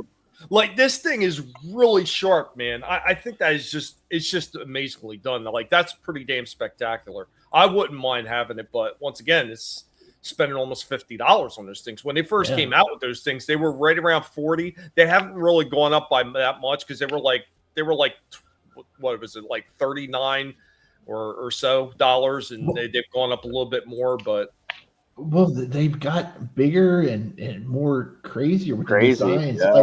Like I just saw one for Mandalorian and Grogu. It's a freaking AT-AT. It's huge. It's got a figure almost the size of a Black Series figure, a Mando crawling up the side of it, and you lift the top up, and that's where the popcorn goes. But I'm like, how would you really wash that out? I mean, it would be a pain to wash it out if you put actual popcorn in it.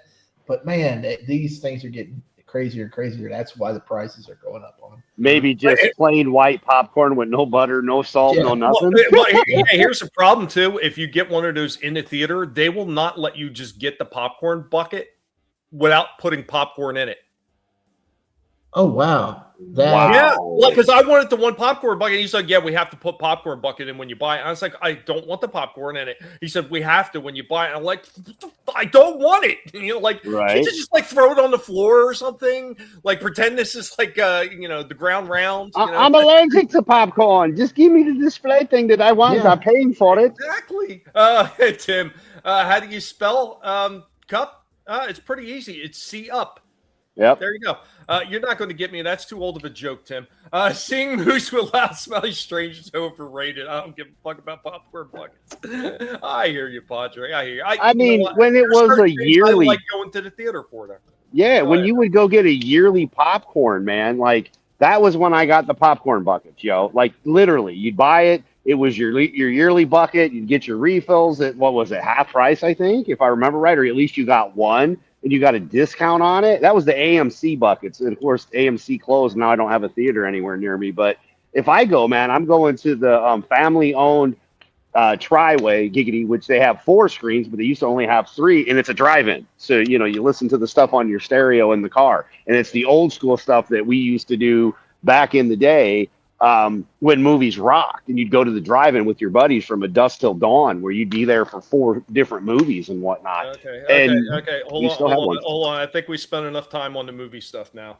Keely Chow, what's going on? The chat's getting out of control, man. Thanks, Adam. Everybody, good evening from Huntsville, Alabama. What's going on, Keely, man? Good to see you. Good to see you. I'm glad people don't buy popcorn often. I hear the movie, not the popcorn, right? I hear you. I could have just put it in a bag and you could have thrown it outside for the birds. Right. Agreed. Why not? But you can get those bucks for free if you work at the theater. Yeah, I'm sure, and I'm sure a lot of people at the theater sell those damn things as well. Yep. Before Hollywood sucked, right? Yeah, but let's get back to toy stuff because that's why we're here. I want to thank everybody for taking part in there and talking about popcorn buckets because technically popcorn buckets and stuff like that, it's almost like toys because they're collectibles. They are definitely collectibles, and I think it was something that we should touch on. What's up, Steph? Oh, I just said technically they are. Yeah, technically they are technically. But let's get back into some more toy fun because that's what we're all here for. And I'm going to hit you guys with Toy Repair Shop. That's right. We're back again talking about how to repair certain things. And the pigs are always busy repairing something. So here you go. We are the Guinea Pig Collective. All will be assimilated. Resistance is futile.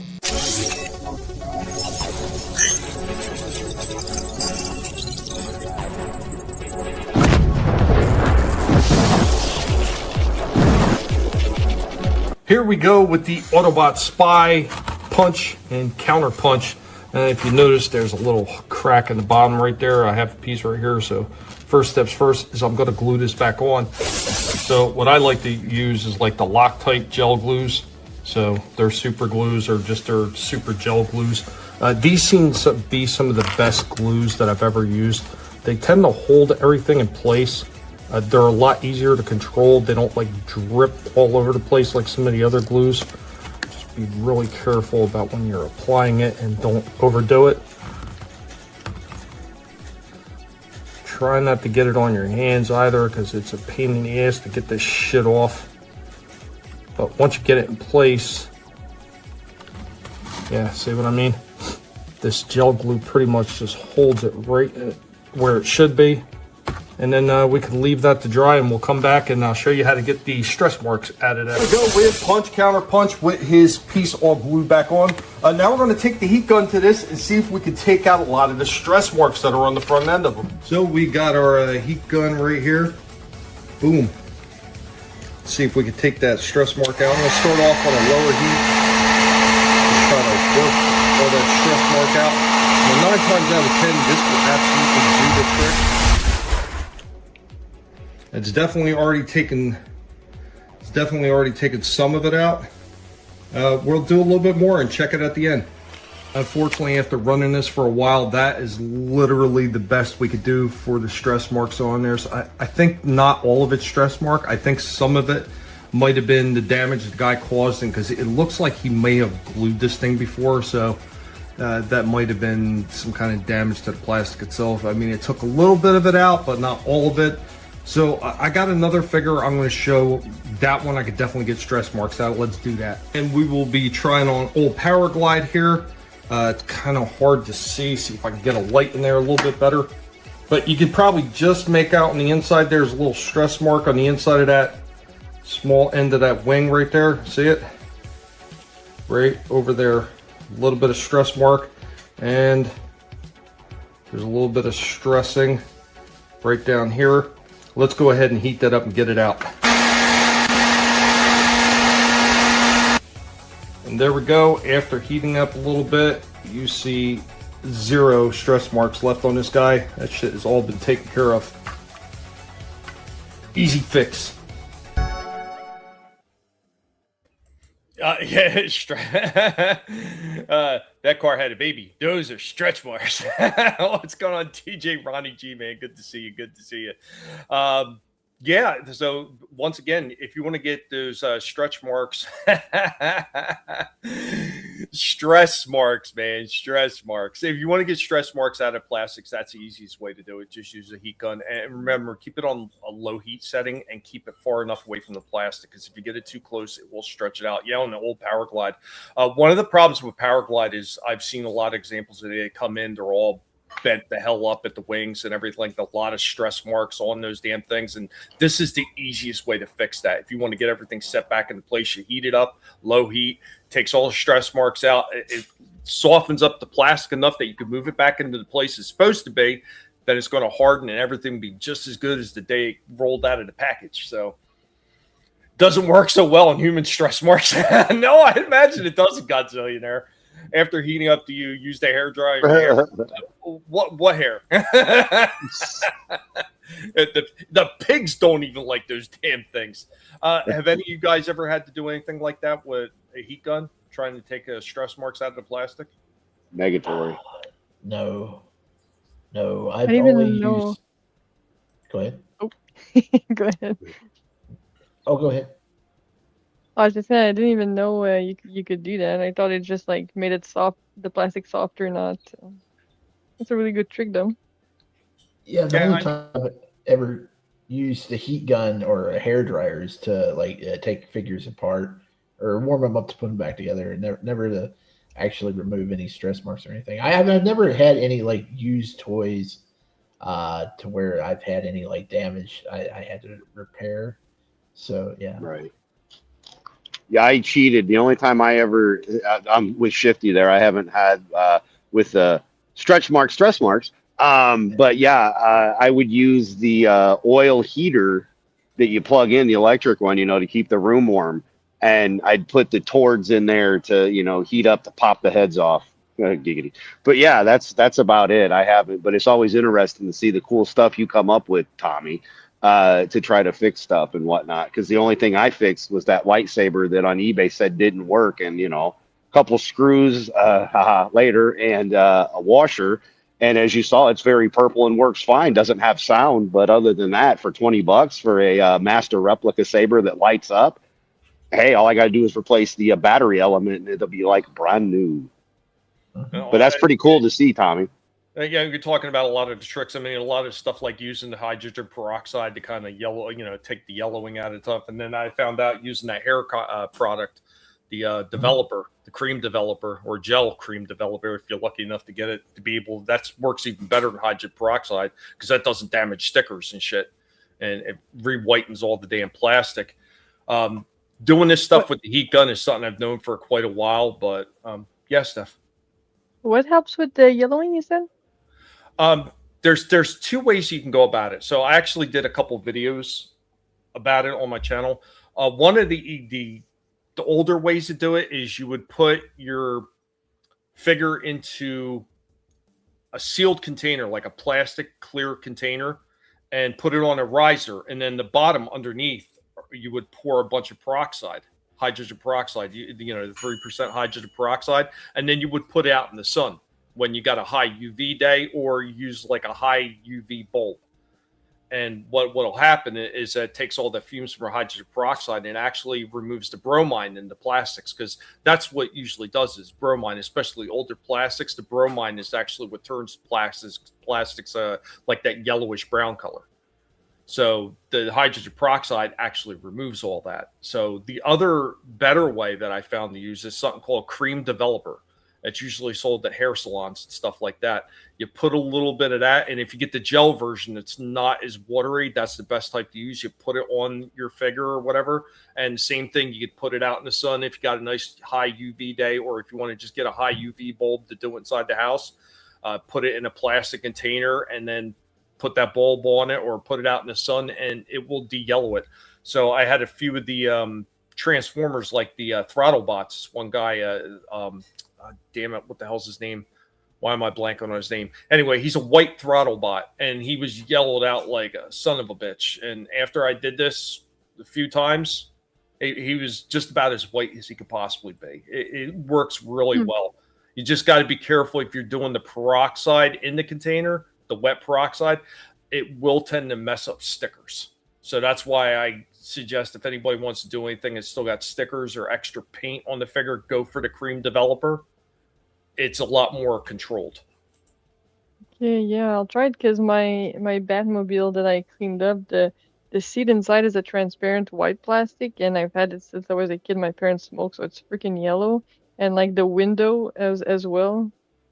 So I'll try that for sure because we have cream developer. I didn't know it was called that in English, but it's for like dyeing hair. So Yep. So I'll definitely try that. Yeah, it works really well. Like I wish I could remember the name. I'll get the name of the video after the show's over. So just hang in the green room, and I'll get you the thing, and I could pop up the video and I could show it to you after the show's over. Yes, send me the link and I'll definitely watch it. Yeah. The edges of my graphics tablet, which are plastic, have just gone sticky. Going to try pure alcohol and it solved this problem in the past. Another thing I heard when you have plastics that are especially the rubbery type plastics is just take Dawn liquid soap and you put Dawn liquid soap on it, kind of like wash it a little bit and just let the Dawn liquid soap sit on the plastic for a while. And then, maybe after a good 20 minutes or something like that, then wash all the Dawn liquid soap off. And usually that takes the tackiness out of the plastic. Is it perfect? Not always perfect, but it will definitely remove a lot of the tackiness to that plastic that you wind up getting, because that shit sucks. Cream developer for the win. Absolutely, man. And once again, you can go with a higher percentage too. Like I found that you can go to like 12 or anything like that. But once you start going into too high of a number, you can actually make the plastics brittle. So just be aware of that. You want to keep it like maybe 12% at the highest. You don't want to go any more than that, because they have some pretty high developers out there. And the higher the developer, the more of a chance you're going to screw up the plastic. So. Oh yeah, crap. I think we only have like 30 and 40 because it's for, bleaching hair. So that's probably too high. That might be a bit too high. If you can get like someone in 12, like you could probably go up to 20, like, but I mean, I wouldn't go over that because you run the risk of making the plastic brittle, and you definitely don't want that. You want to whiten it. You don't want it to crumble. Yeah, exactly. I don't want it to freaking Thanos snap in my hands. And I know Chaos had asked what happened to Vinny. Vinny sometimes disappears for a little while. Sometimes he's got some things going on, but he will be back eventually. Hopefully. Maybe he's had enough of this. Maybe he left. Maybe he's looking for popcorn buckets. I don't know. Maybe. But He saw that alien popcorn bucket and was like, "Damn, I need that." I know, right? He's like, I gotta get it. I gotta get it. I can't sit on these guys. There's a popcorn bucket waiting for me. But I got another one here for everybody. I've got let's see. What should I go for here, guys? I'm going to give it up to the panel. So we can either go for a toy spotlight or we can go for toys from the past. Ooh, that's a hard one. See, now I just need to figure out how to unyellow these from the sun. Same thing. Yeah. Same thing. Yep. Cream developer. You just have to remove the plastic blade first, though. Yeah. Nice. But yes, sir. This is the individual one that I got finally. So yeah, I do have the individual and then the double. Another master replicas, by the way. And then again, real fast, the one I actually fixed with no sound. And again, put a washer in there, did a couple tightens, and yes, as Shifty loves, it's the actual purple as it's supposed to be. So, all right, Vinny but all you power went out from massive storm. Okay, no problem, Vinny. No problem.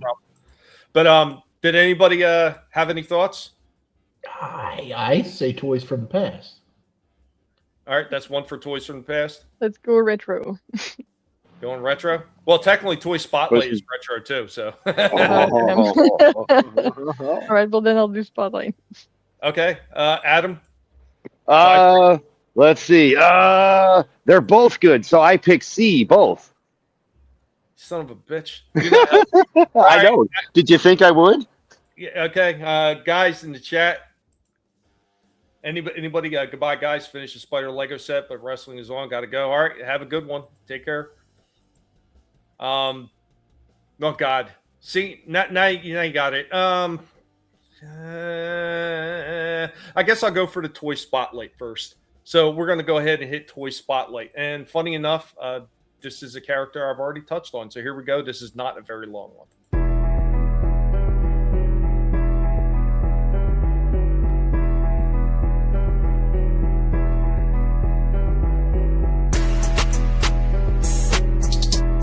Today's Toy Spotlight, we will be talking about 1987's Double Spy.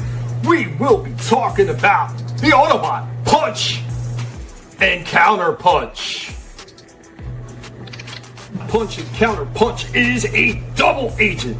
Motto in my business, there are no friends, only suspects. Unfortunately, I do not have his weapons. He had a yellow double-barreled gun for Punch, and he had a single giant rifle for Counter Punch.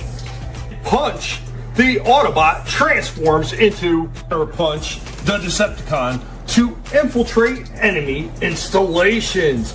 Cool-headed, a robot of few words, reveals little of his true self to either side. Maximum car mode speed 160 miles per hour, uses a twin mortar launcher in Autobot mode and a photon cannon in Decepticon mode. Guys, this was your spotlight on the Double Spy from 1987, Punch and Counter Punch.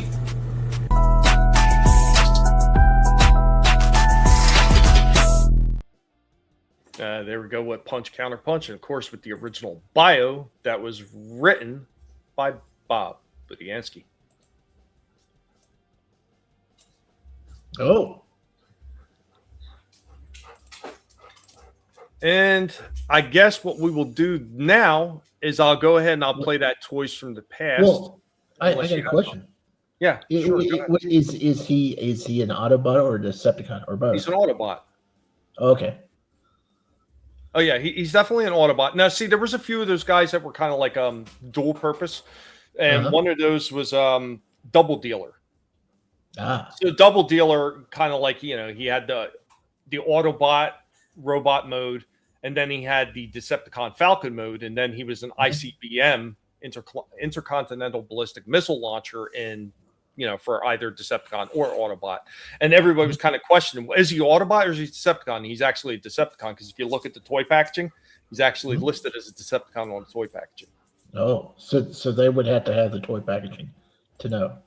Yeah, that was part of it. Yeah. So, but like on his bio for Punch and Counterpunch, it literally says he's an Autobot and he disguises himself as a Decepticon to infiltrate. So, okay.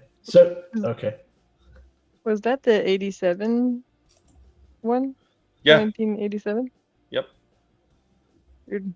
That one goes for a pretty penny, at least on eBay. The reason I got that one like fairly cheap is because he was broken. So he was the same one that was in the repair video. Because he was broken, that was why I got him a little bit cheaper. But even then, I've seen people, and this is what I was telling Adam when I put together the Megatron for him, the original 1984 to 1985 Megatron. Even broken, those damn Megatrons are selling for over $200 on average. Yep. He's a shifty Autobot. Like the top four. I mean, he's like the top four Transformers. So, Yeah, it's crazy. And once again, that's just the figure itself. That's none of his accessories. Just the figure selling for around $200. Yep. You get a lot of the figure, the figure's accessories, and not even all of them, just a lot of them, and maybe a broken arm. You could still be looking at close to like $400 or $500. Oh yeah.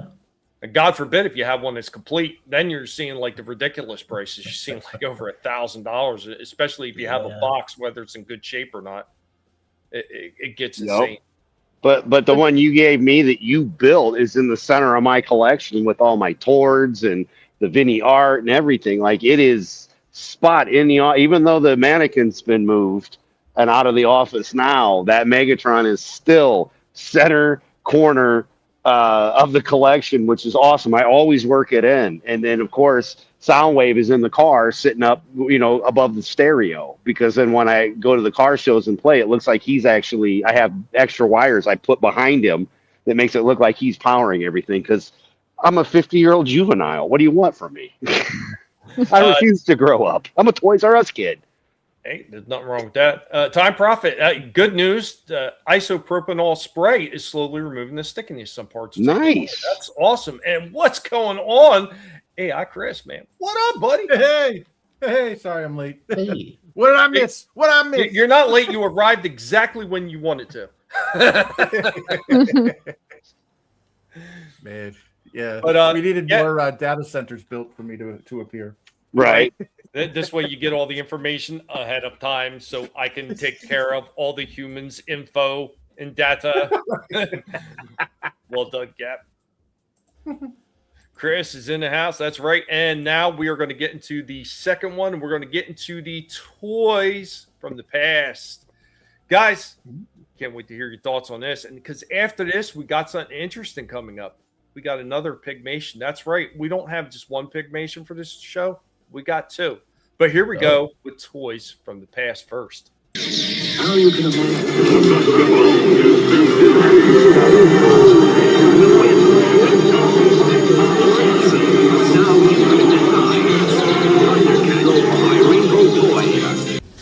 Greetings, humans. This is Indy. Welcome back to Toys from the Past.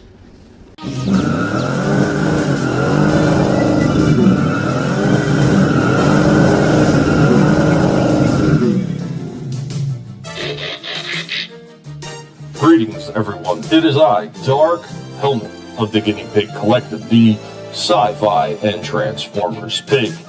I am taking over this Toys from the Past to talk about something that is in my wheelhouse. We will be talking about, you guessed it, Transformers.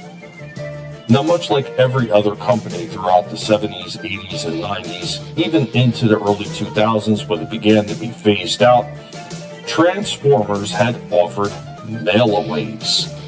Now, these mailaways initially started with what they called the reinforcements from Cybertron. And while some so-called experts will claim that it started in 85, no, it was 84 that these first came out. So we're looking at a couple of the reinforcement catalogs right here, including the full cover artwork that you would see on the boxes. Now on the inside, we do have a little bit of an information page right here about what we're going to be able to purchase. Obviously, the Time Warrior wasn't a robot at all. It was nothing more than a digital watch that split open to show the digital face. The Power Dashers, even though they only showed the one which was considered at the time just a jet, there was also a car and a drill available as well. And throughout different times, when you purchase this throughout different points of the year or the cycles of when they sent these things out, you would receive a different Power Dasher. And then you had the 3 Omnibots, which were smaller versions of the mid-size Autobot cars.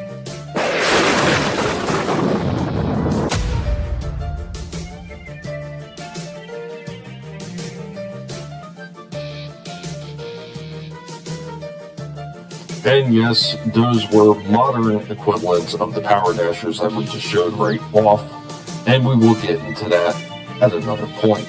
But here we have the original booklet for Overdrive. It's still in pretty decent shape. I was lucky enough to get this one on the aftermarket. But here we go. This is the end of this one with our reinforcements from Cybertron. We hope that you enjoyed this Toys from the Past.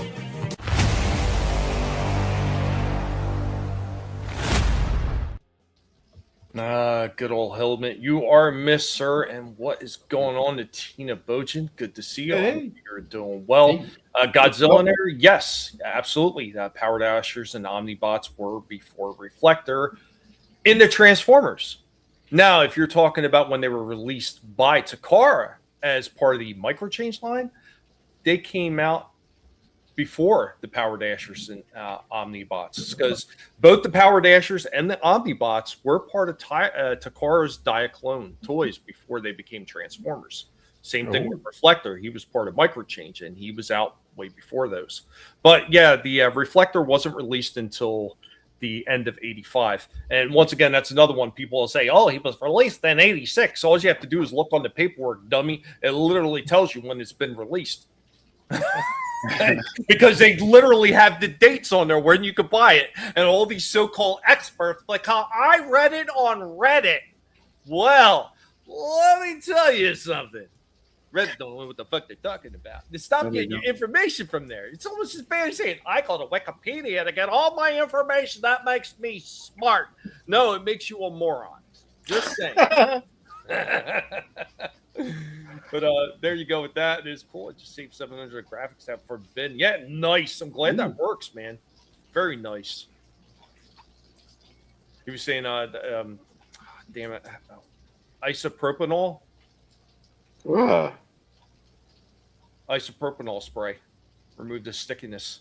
He said it's working out pretty good. So nice. Another stickiness from where? I miss stuff when it's on the tablet. The tablet. Get your mind out of it. You go for a few minutes and you come back and look, we know why the lights went out over there. Did you hear the sirens before I vanished? Yeah. They put sirens out. The entire 4 neighborhoods blacked out.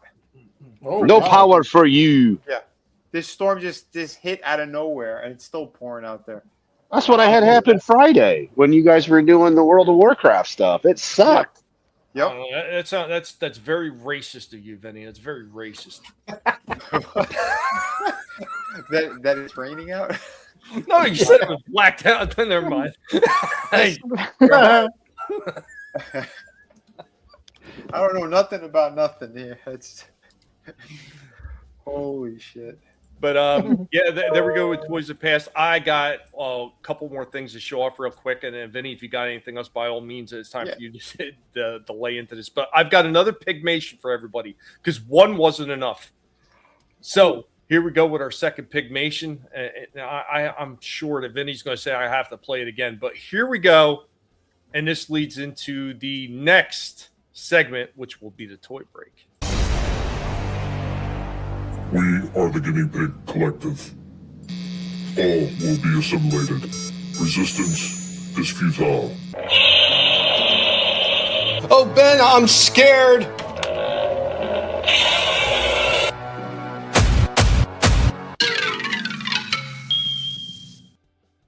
If it was Sam Jackson, I'd say just play it on repeat for like 5 minutes.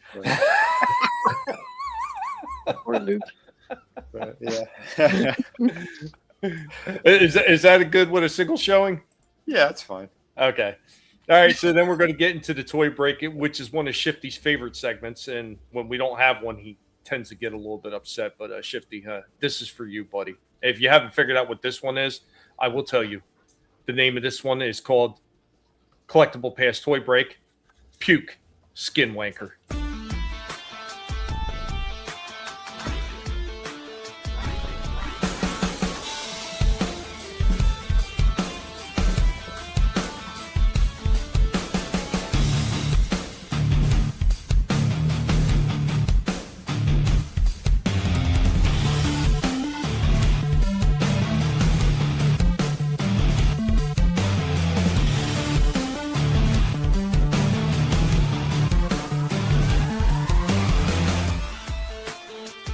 We go with today's toy break. So Ollie's came in again.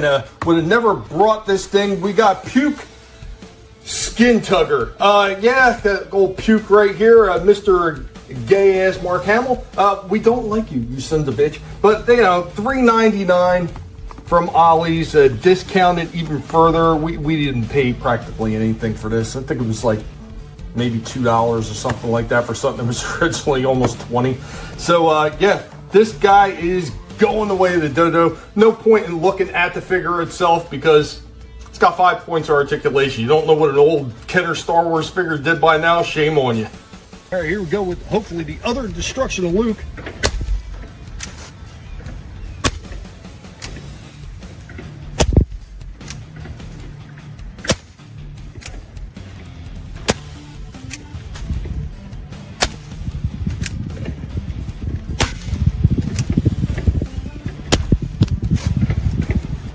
So far, it's not looking good.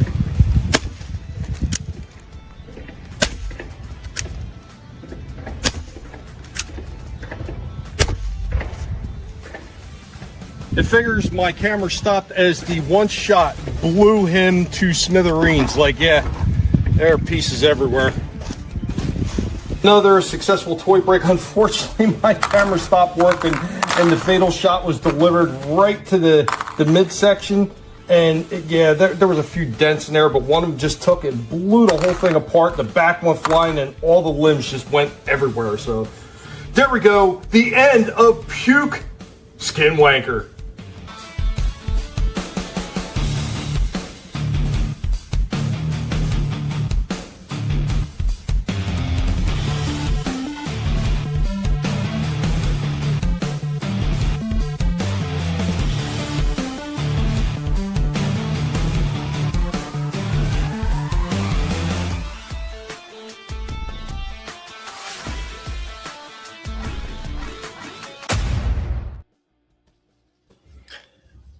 I thought he was dancing for you at one point. It so pissed me off, man. That's the second time where a camera has gone kind of went out during the kill shot. Oh man! The other one was when I set that Optimus Prime from Transformers 1 on fire, and his head rolled off, and then the body split down the middle, and that was when the camera had stopped because it got too hot for it. Well, Dude, the first few shots didn't like. I was like, "What is he animated? What's going on?" And then when you started plunking into him, I was like, "This thing's like the T-1000. You can't reason with him. He won't stop." Well, hold on. That's also Mark Hamill. You can't reason with him. He won't stop. Oh shit! It's funny because it kind of leads into what I have to show as well. Nice. Oh fuck. Well, but unfortunately, I don't have money to be buying cameras and everything like that, and because just a standalone camera is actually kind of expensive around here. So I use my phone for everything. So my phone cuts out. My phone cuts out. There's not a whole lot I could do about it. Just get another phone from Facebook Marketplace. Oh shit. Well, here's my here's my Mark Hamill. I did pick up this Blokey's, but the cool thing is you could just turn him into a regular stormtrooper as well. And I was really impressed by it. I'm probably not going to get many more of these, maybe one or two others if like they look really nice like this one does. This thing surprised the shit out of me. Black Series has nothing on this company. This stuff has been killer. This is Vinnie Art, formerly designer of McFarlane Toys, comic book creator. You can check out my projects at vinnieart.com. Today, I'm opening up another Blokey's. I did decide to pick up one more. I really like the Darth Vader. I thought that came out amazing, and I heard really good things about this one. So we got Luke Skywalker in disguise. So I'm going to open up this one, give you guys a full breakdown. Yeah, the height works now with Black Series. Stay tuned for this.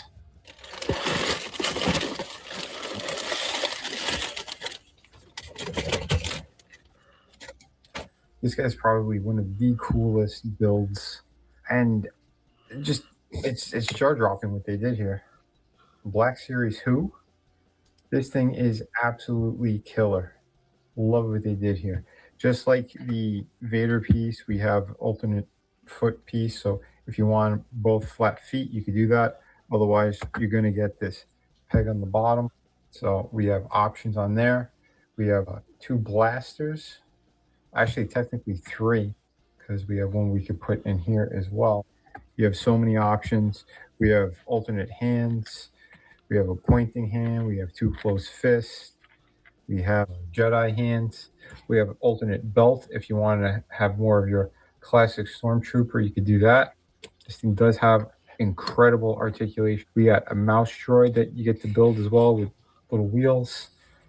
Fantastic. Yeah, the mouse droid. Swap out part, so you could have. I think it's the wrong color. I think the mouse droid was gray.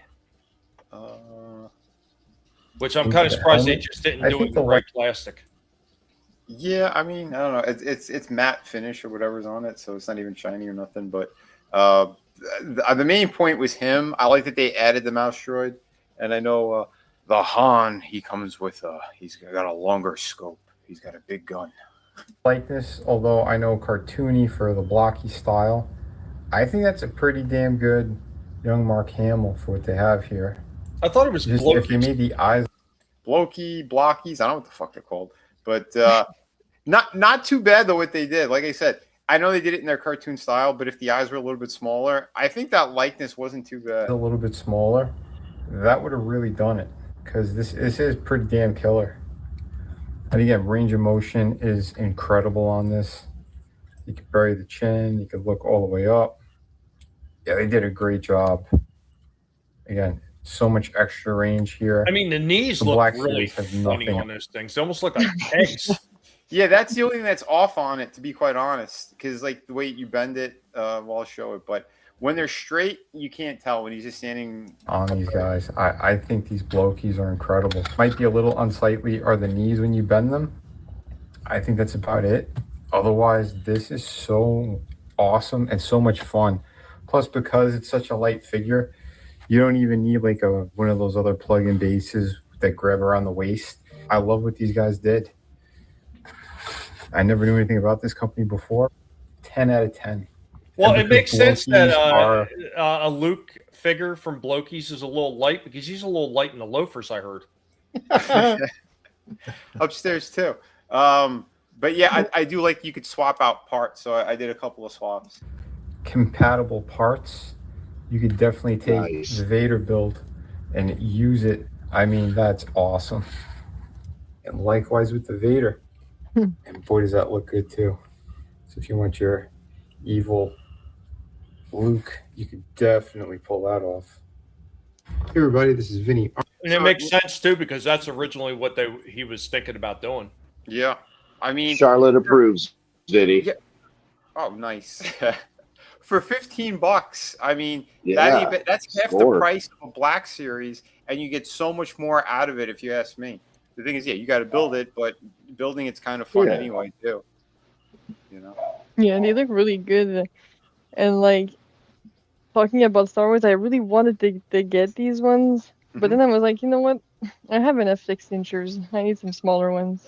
You know, a thought that everyone has. But I was thinking about getting the vintage collections, like the 3.75 inches. Do you guys collect these? Because they look so cute. I saw a couple of them in Ross. I almost got one. If it was a little bit cheaper, I would have. They were still like $7 or $8, and I didn't really know how much they were to begin with. I know they're going for like 21 or something. But if it was more like $3.99, I might have gotten one because the detail's really good on those newer ones. They had a Vader, I think, and Obi-Wan, but I think it was from the Disney show. There was a 3.75 that I'd seen in Ollie's one time, and it was Ponda Baba. And he came with all kinds of extra stuff. He came with like a partially bloody, stumpy limb for an arm. He came with a freaking glass for the bar scene. Like, he came with all kinds of extra stuff. It was actually pretty cool. But the damn thing cost almost as much as their Black Series at $9.99. And Padre, yeah, I hear you. I hear you. I can't a lot of stand people Tom ignore that Hanks. stuff. Yeah, I always hated Tom Hanks. The only reason I included the thing with Hanks in the one segment is because I liked the freaking skyscraper robot. I thought that was hilarious. That's the only reason he's there. Yeah. If I could have got that without him being in it, believe me, I would have. Yep. Yeah, he made a couple of good movies back in the day, but yeah, I can't stand him now. No worries, Padre. The Ponda Baba actually was a Black Series figure. When they first started the line, they had 3.75, and then they had the 6 inches, and they didn't make too many of the smaller ones, and they just went straight to 6 inches.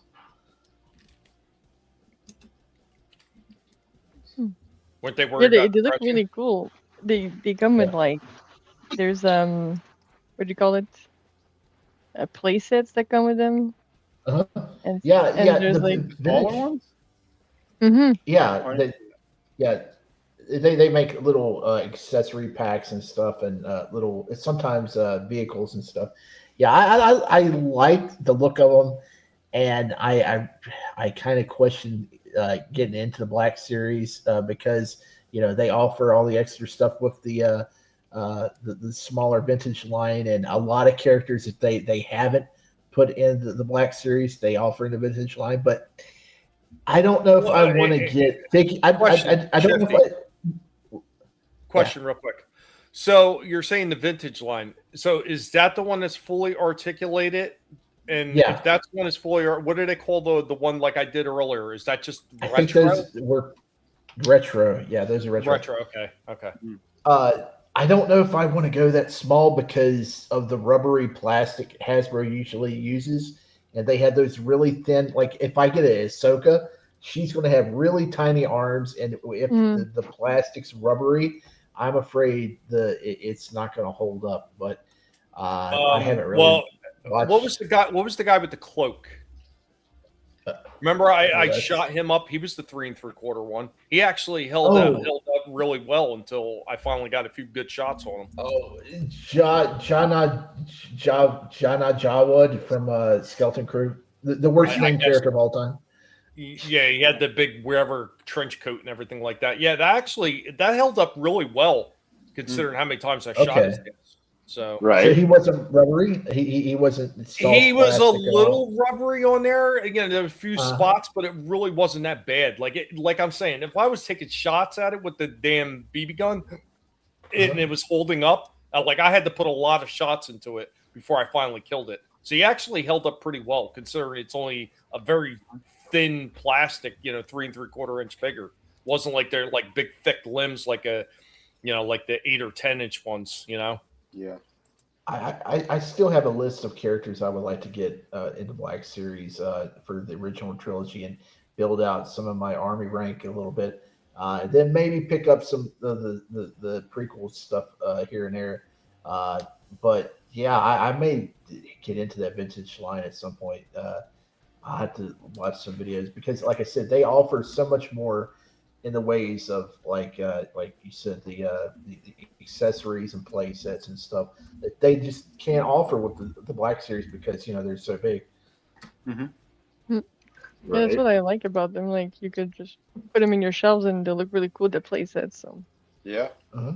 But actually, for the same price, you could just go back and get some of those cool figures from Power of the Force and the Kenner stuff, because they're not really that expensive for a lot of that stuff that came out in the early 2000s stuff. You would think that the price would have went up on them, but not really. And they got some really cool.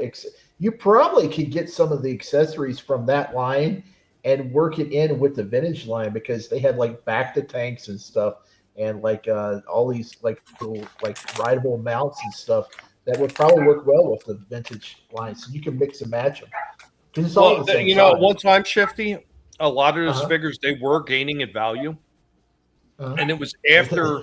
It was, and a lot of people get mad about it, but it was after Disney did what they were going to do with all the movies that they put going forward, when all the prices on all those figures started crashing, go through the floor. Now you could buy a lot of that stuff, even going back to the Phantom Menace, going back to that line.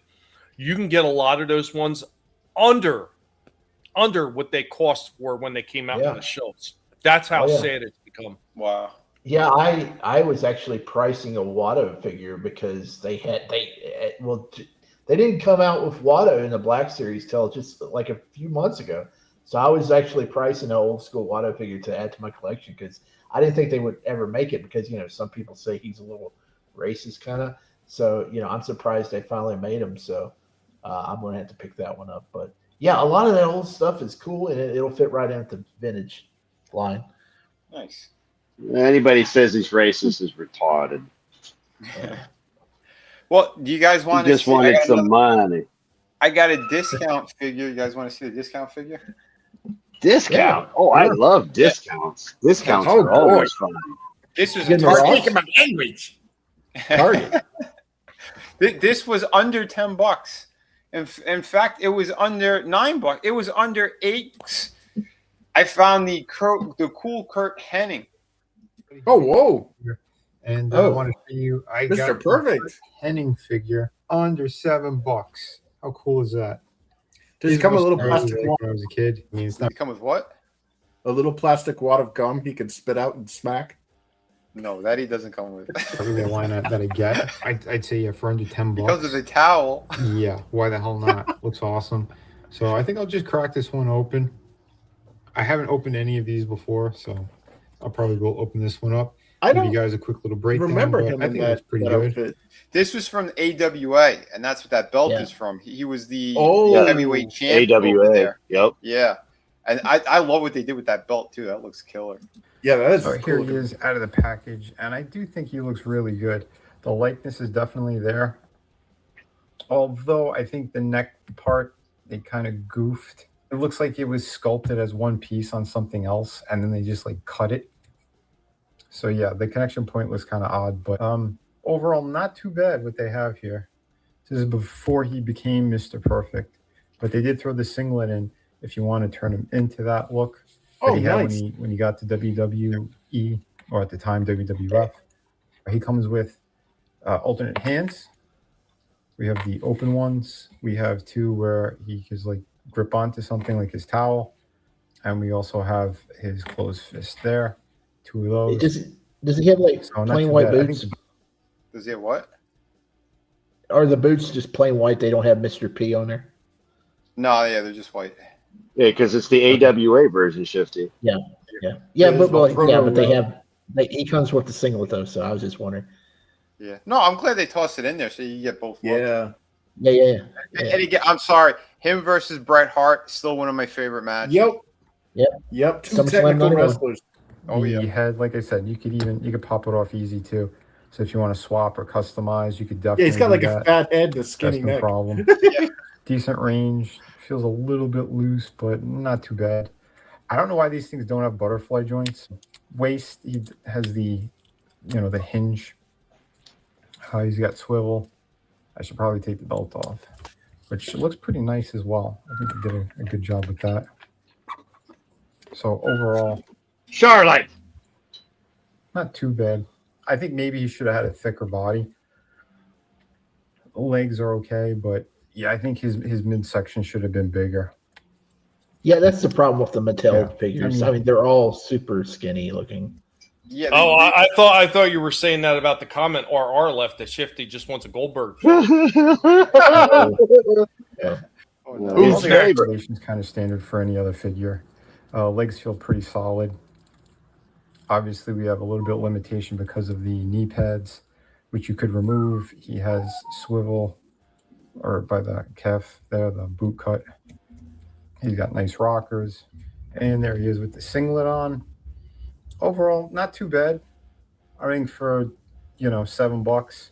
Singlet looks terrible. And yeah, I When you believe put baggy. the belt actually saves from it. the AWA. So that's what he comes with. So Does it have- that looks really good. does it have a black portion in the other back? figures if you want to. First time I'm opening up one of these. No, it looks like it's McFarlanes, just and, yellow. It's okay.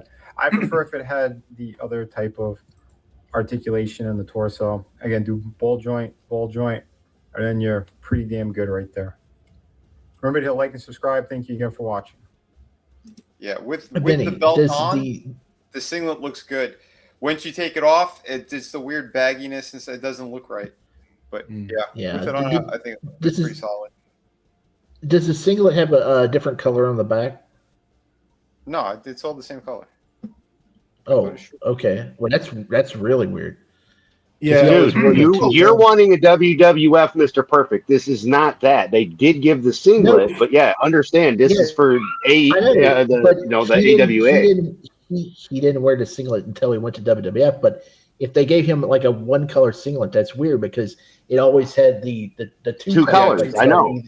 But again, it's a cheap add-on so that you could just kind of have it there, and then you can put because why would he wear an AWA belt in WWF? He wouldn't. He never did. So you can bring it on your shelf. Did they ever make an Ultimate Edition of him yet, or no? I don't think so. I don't think If so. they did, they'd probably have to make the baby blue outfit instead of the with the black or the orange with the black. I just want to hit on this real quick. Soul Assassin, what's going on, Soul Assassin? He said the mullet saved that figure. I haven't seen a mullet that mint in years. It's perfect. This is what I'm worried about. If they go with the blue, there's a lot of times where they try to make his blue color, and it turns out being too light to where it's almost like a really bright white looking blue. It's really weird. So I hope if they do make the blue, it's the right color, or just make the orange version if you can't make the blue the right color. Well, here's the the next one will be NWO. Go ahead, Chris. But watch, they'll do the NWO version. Honestly, the best one that they. Dude, you could just make one. Say that, Chris? Like this. The onesie, I'm looking at the pattern. That's a very crude and simple pattern. Yep. You could probably go to a craft store, go to Michael's or something, get like a lycra or like a stretchy cloth and make a better one than that. And you could probably take like either a marker and a ruler or something and draw in the black designs for the, and get that perfect shade of baby blue. Because I don't think they're like, they don't Pantone color test these things, Like you get it and it's like robin's egg. or Chris, even better. I mean, instead of going out and buying something, just find one of those really annoying bicyclists that are riding around and knock him off his bike and then rip his shirt off, and then you can cut the pattern out of his shirt. You're getting it. Remember why to reverse. Why can't it be a she that you ripped the shirt? Never mind. Just remember, after the hit, you gotta do reverse. It's only courteous. Oh Jesus! Double tap. Right. Not bad. I was gonna go back. There were two other figures. And when I went back, completely gone. They had Bobby the Brain Heaton with his red jacket. Very good. They had British Bulldog. I got that one too. Yeah, the both are great figures. I paid a little bit more than I should have because I could have waited on those drop in price. But I just wanted to make sure I got those two in my collection. They cleared them all out, so I'm happy I at least got Mr. Perfect. But yeah, it sucks because I was thinking about getting the Bull. If I had him for like $6-7, I would have probably used his upper half for Kurt Hennig because Kurt Hennig he was more swollen looking on top, not as thin. So I think that body would have been better for this figure. But it is what it is. Yeah, we got to make our own figures because they don't ever make them right.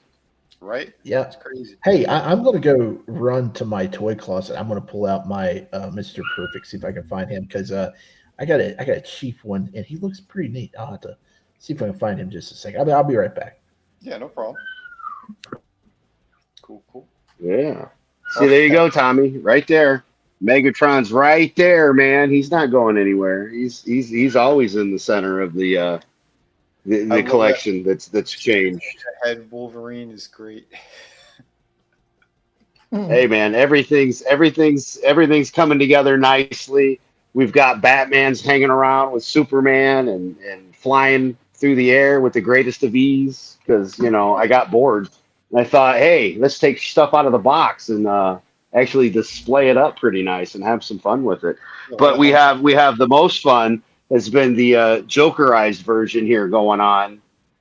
That's just ever so growing more and more. They do look good together, all those Joker Eyes ones. So I had to change everything up a bit, but I've been having a lot of fun with that and moving things around, and I still have more room than I did. I can actually walk around now, but before I couldn't because I had the clown sitting there holding the gun to the back of my head, telling me, "Hey, we got to get on and I got to get my TV time," like Chris Jericho, but. Yeah, it's kind of changed, and I put up the Ralphie May because why not? Back when I got to see him when he was alive, and he signed the album with the twin brothers that were hilarious. But yeah, and just waiting on a couple more pieces to throw up, and yeah, giggity, literally, it's just ever so growing and changing. There's the new Robin, and everybody's against that wannabe Henry Cavill Superman because nobody likes that one. I think that was Mattel, isn't it, Vinny? If I remember right, the one you've got the other one, the red and blue from. Oh, that older one? Yeah. Yeah, wasn't that a Mattel figure? So yeah, I figured they're just ganging up on him. Bruce Wayne with a gun. When do you see that? Never. Only in my mind, in my office. With all the fun that I have, and then with the Daredevil series that's been going on, I decided to pick up a few new items, including the Kingpin. So he's just hanging there. Look, I got a Fisk in my office. Fisk. Oh, yeah, Spider-Man. So I like those Punisher ones. They look good. They got to do a new Kingpin though for sure. That's more. Yeah, make him a little beef because that's from the Hawkeye or whatever, and I didn't care because the face wasn't bad, but the body's just not quite correct. That figure right there, that D'Onofrio that you have. I see somebody, they took the Tombstone character, the guy who's all pasty white, and he's got a black suit. It was the last figure they made of him. They took the legs off of him by the thigh, and they put it onto that one, and it balances out more. He's a little taller, and the legs are thicker. I had to hide Sabretooth down there because Sabretooth next to him, he's too tiny because I think they're 6 inches giggity. But, when I staggered everything, because we got the ice clones, and even Iceman took out Iron Man. Look at him. Iron Man's frozen in mid-flight. He's all ice, baby. So, yeah, but we've got all the blue figures together, and I've got the Punisher collection that's ever so growing, and looking good over here. So, yeah, man, I'm digging it. We got Buzz out, so he's out and flying, Is that Captain Boomerang? Is he? Yes, it is. Is that a platinum one? This one is, yes, and then there's the one that is not platinum. He's hanging out with Clayface and the Bane potty that's about to get bigger because I have another one en route that didn't make it yet. Correct me if I'm wrong. Is that the second release of Captain Boomerang? Because I remember one that had a PVC coat, and that's I don't know. Like I said, when these came out, I got this one.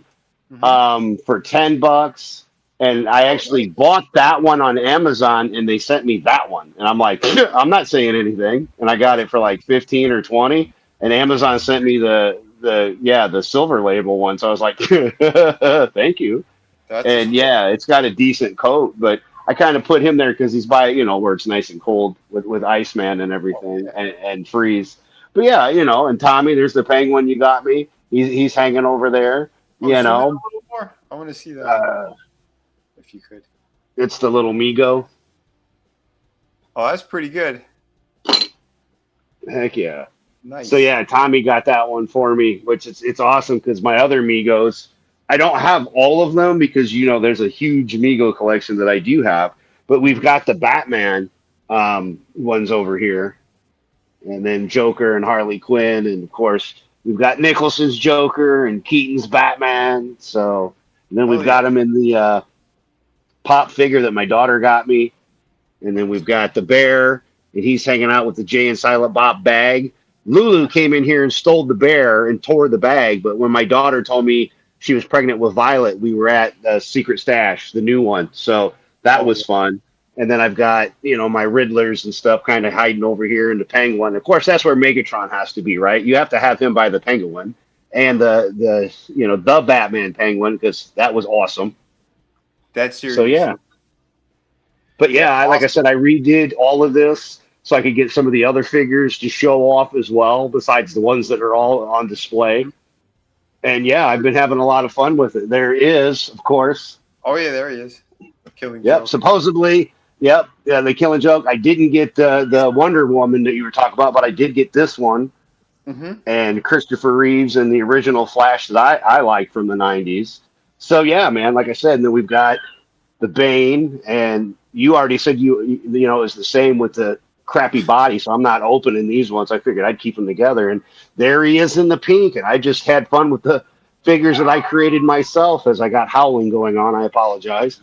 But yeah, I've been opening some figures, and we've got the Lego set going on because I was a Make Mine Marvel guy, but Adam West was my Batman, and dude, that freaking Ghost Rider, that is a sweet one. Yeah, and that was a Lego set. That one did not. That was one that came out years ago. It was one of the first ones they had come out, like when the video game had him in it, and I was like, oh, that's awesome.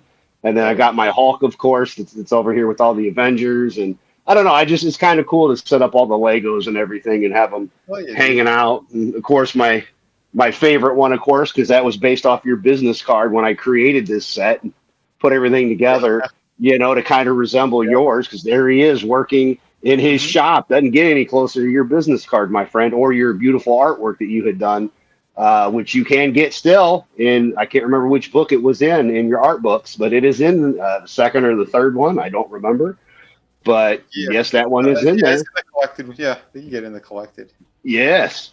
But yeah, like I said, I've been having fun. I've got my wall of signatures, Godfather, of course, signatured, and all the Vinnie stuff that's signed, all the way back to the wrestlers. One sec, Adam. Soul Assassin. He goes, yeah, wasn't the PVC coat figure a build a figure? Was he? I don't recall. I don't know. A lot of the earlier McFarlane shit, I got a couple things here and there, and then didn't really pay attention until like they started fixing some of the issues that I had with them, and then I went back into them. But yeah, well, I'd have to look that up. Yeah, I mean, he did so many different the Build-A-Figures that it's hard telling. Like those Banes that I've got, those were the Build-A-Figures, and then they made the exact same one, that they did with the newer paint that you said had a real bad odor to it. So I don't even want to open them with the dogs. But because Steph had mentioned she's obviously an Undertaker fan, just a skosh, So yeah, I've actually met him, and that's this one up here was. Yeah, have a good night, Time Prophet. Nighttime Prophet. But yeah, this one actually was when I met him, and he was doing autographs because he went to a Notre Dame game here in Indiana, and he went to a store and they were handing these out for free. Didn't even have to pay for them. And yeah, I got to meet him with my son, and he signed it. And then the flashlight wore out on me. This is an official WWF title, which you never see anymore by any means, that is signed by Kane and The Undertaker with certificate of authenticity up there on the tags. But yeah, they actually hand signed it. It's wet. Pretty awesome. This is the key to my collection. This one was signed by Mick Foley when I met him with my 2-year-old granddaughter, which was awesome because my daughter was 2 when she was watching Mick Foley when he was wrestling. So yeah, and this is all stuff for my granddaughter Violet. The Ric Flair title that I made, Mr. Fisk agreed, and so did Shifty when I was trying to figure out what color strap. That's actually brown, but my light died on me, and since I got colored lights in here, it doesn't always come through the greatest. But yeah, I don't have a Mr. Perfect. I know Shifty was going to get his, but Yeah, he I do have, because Vinnie found it for me. And yeah, I got the special Sid with the right color hair, and I'm not opening that ever. He's gonna hang there He's where the he ruler of the world. belongs. He is the ruler of the world, baby.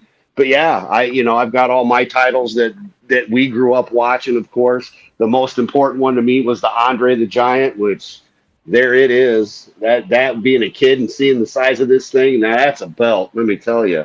And of course, Angle. You gotta love Kurt Angle. But yeah, More like bit of a wrestling. shield. It's so big, it's Yes. like a shield. It is, man. But yeah, Adam West was my Batman. Christopher Reeves was my Superman, and this is just a wonderful office that I have to enjoy and share what little bit of stuff I've collected throughout the years. And yeah, that's why I'm always glad to be here. And this here came from the UK. It's a Batman phone. So that if I had the right adapter, it actually would work. But, the US to the UK conversion is a tad bit on the different side. And of course, it doesn't want to cooperate, because why would it want to cooperate? But yes, look at that cord. It's still going. Yeah, I can't plug that in to our phones. But yeah, that's what it looked like. And my buddy from the UK sent it to me to add to the collection, Mr. Utini Brent. So yes, an old YouTuber friend of ours.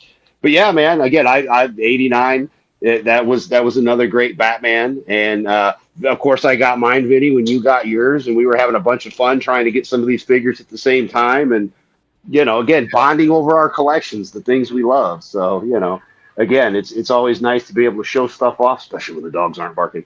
But yeah, man, again, thank you, Tommy, because again, the pieces you've given me are very important to me, and trust me, that's one of the things I love being able to show off all the time. The fact you put that together for me, and yeah, it's always in the center of my collection. Used to be over there in the corner, but now he's right here where he should be by the penguin, just because that's where he wants to hang out right now. Yeah, man. And again, thank you, Tommy, because it's a beautiful piece, and it means a lot to me, especially that you hand built it and went through all that to get it to me, and then surprised me because I get a package, had no clue it was coming, and I opened it up, and yeah, there it was. I was like, oh. So yeah, man, again, thank you so much, Tommy, for still doing this and all the stuff you do to make sure we can still stream and do this every week. So it's all about the pigs, baby. Hail the king pig. Damn right. Hail The Tom. collection is sick, dude. Dude, it's jaw dropping. Oh, Shifty, you're muted. I was muted. Oh, There you are. hey. This was one of the $11.99 basic figures that they put out, and I grabbed them because usually these things don't look great, but sometimes they put out a legendary figure, and yeah, it catches my eye. Not a lot of articulation. Now, see, I think the blue is a little too light. Yeah. I don't know. It's just not the right shade. My problem with these figures, and it's all of them, they don't put a shiny finish on the skin because these wrestlers are all oiled up. And, back in the day, they were, I greasy, mean, yeah. And I think if you wants put baby oil on his figures, I damn do. it. I'm going to put a shiny finish on some of these wrestlers to get them slicked up because they just don't have the same look. I think if they were shiny, they look a lot better. This hair, though, let me tell you, this hair piece, this is the perfect hair piece for Bret Hart. They never use this hair, a short piece for Bret Hart. They always have him with hair that's way down to here, down to here, way too long for Bret. Yeah, I don't know. But this is a really good Mr. Perfect figure. Yeah, really good Mr. Perfect figure. I think the face on it, though, yeah, I wish he was like smiling or smirking just a little bit, but for $12, that's a good deal. And also, let me get this guy out. Come on, get out of there. Get out the plastic. Come on. Oh, there we go. Okay, now I got this. Now, I was talking earlier. No, I was talking earlier about trying to find pieces for figures. This is another basic figure that was $12, and I thought that looked so good. this is a shirt that he only wore in it was like a workout poster, and he only wore it in there. And I had it above my bed when I was a kid, and I said, "Oh, I got to get that." Problem is, they didn't include his red gloves, and the only time you can find like the red gloves that goes with this is the figure that has the guitar for the Real American videos. So I need to track down an extra pair of hands. Yeah, either that or track down another figure to just get the gloved hands to put on here. And I need to get some dumbbells so I can have him working out. And then I need to put the baby oil on him. And then I need to get a bandana put on him. And he'll look Get the great. She-Hulk figure. The right. Fantastic Four one. Yeah. She came with. Do a clear coat that's nice and shiny. Yep. I bet that would work pretty good for baby oil. Yeah, Would test it nail out on these polish cheap work? figures. Tommy, Yeah. Tommy, would Clear nail nail polish polish. work? Have you done anything? Yeah, it could work, but you want to make sure you don't get a whole lot of it in the joints because it's going to make the joints extremely tight. Right. Look at that head. You can swap these heads out with the Ultimate Edition heads. So if you see a good looking Brother, head, are you eating your $12? steroids? I mean, your Hulkamaniac vitamins. Wait a minute, he's saying something. If you listen closely, he's saying, Paul Orndorff, do a commercial for my lifting set. Well, let me tell you something, dude. You remember that? Brother, dude. Rawr. Yeah. That's not Yeah, gonna cool work for stuff. me, brother. Like, unfortunately, some of these $12 figures, they don't come with the accessories you think they would, because I showed off that Jake the Snake. He didn't come with a snake. So, that's retarded. This is my major gripe. Yeah, he didn't come with David. This is my major. I've never really played with these things. The knee pads, they fucking suck ass. You bend the leg, and this is what happens right here. It gets curled up into the notch on the knee, and it's incredibly difficult trying to get it straightened back out. I don't know. I've never actually. Yeah, what's going on there? Why can't they just make it like two separate pieces? That way it doesn't do. I don't know what are they doing over there. Still, for a cheap figure, these are cool stuff. Yeah, for $12, I mean, those aren't bad. Yeah. Neat. Yeah. That second Savage I have has some funky knee pads like that, bro. Yeah, they suck. Yep. Yeah, they do. I don't think they get it right with any of the wrestling figures, to be honest. The AEW has the same issue. Most of those. Yeah, but they don't have a line anymore. Yeah. I got one more thing I want to show off before we get up out of here. So, Go for it. all right, man. So this is the last thing I'm going to be showing off. It's a toy hunt, and it's actually something that I filmed probably like a half hour before the stream. So I had to go out for somewhere and had to go to a local store. You'll see it at the end. But here we go with the toy hunt that I pulled off for the week.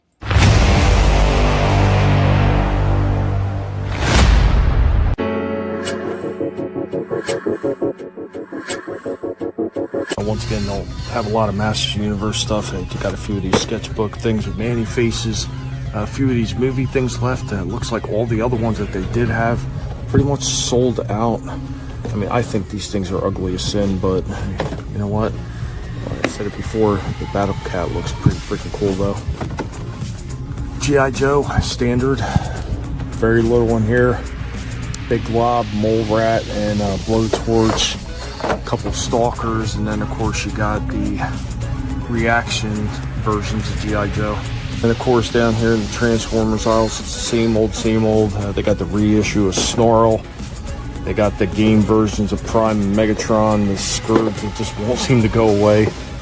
One Mixmaster, some more of those. A bunch of these Bumblebees from Devastation, which they always seem to have a bunch of those as well. The Orion packs from the movie, which I'm sure that's never going to sell either. These side swipes that never seem to go away. A few of the Hot Wheels, and that is it. Pretty bare. Like, look at this. Like, most of this is empty. This week after week, it's like this.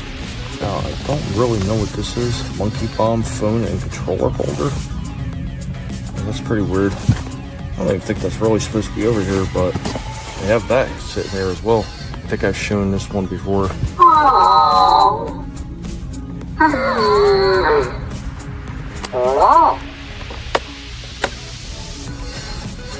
Why I didn't see many in the one aisle. They do have the other versions right here, the smaller ones, the little 5.5 inch. They do have a bunch of them sitting there.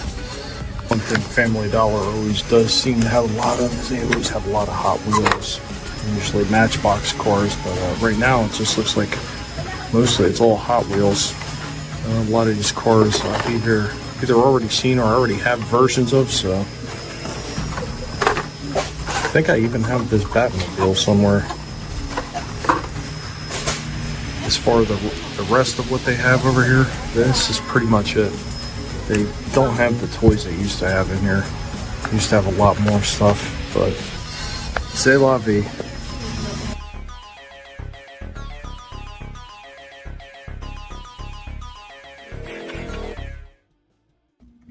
That was the thing with a lot of the Family Dollars, Dollar Generals, and even the Dollar Trees to a certain extent. They're just not really carrying much anymore. It just seems like a lot of it's gone the way of the dodo and in a lot of stores. And if you noticed, the price on all the Hot Wheels jumped up by another 10 cents. No longer $1.25, $1.35. Wow. Remember when they were like 99 cents? No, that was Family Dollar. Oh, okay. Family Dollar. Yo, oof. So even the Family Dollar ain't $1 no more. Yeah. Oh, they haven't been $1 a long time. Yeah, And the one that was the pure dollar store was the Dollar Tree. See, my wife goes by colors. So Family Dollar is red. Dollar General is yellow because that's what's on the sign. And then, of course, the one that was the pure dollar store, which is Dollar Tree, is green. So I have to go by colors if I want to talk about which dollar store I'm going to. So what you're saying is your wife likes colored. You know what they say, once you go colored. Once you go to the Dollar Tree, you're going to spend more than $1. Yeah, well, I'm a pig of many colors. He's a biracial pig. Yeah, but I think this is a good place to head up on out of here. So, of course, as always, I'm going to give everybody a chance to come on and let you know what they got going on. And I am going to start off with... Hey, Prime! What do you think Megatron's gonna do to Starscream? Nothing gentle, I would say.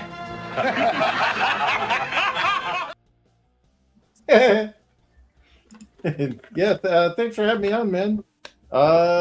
Just working on Infinite Tale Chronicles over at infinitetailchronicles.com. Hopefully we can get book 3 out, or at least in the crowdfunding phase, Q3 of next year. So, yeah. And again, thanks for having me. Oh, awesome. Thanks for stopping in, Chris, man.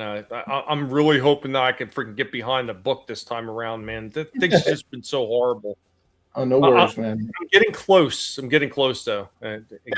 What happened to me back in January, I still owe some money to the hospitals for that shit. So hopefully it gets taken care of soon. But thank you for joining us tonight. And now I'm going to pass it on over. Listen to me! Get me out of here, you fool! Too late, fools!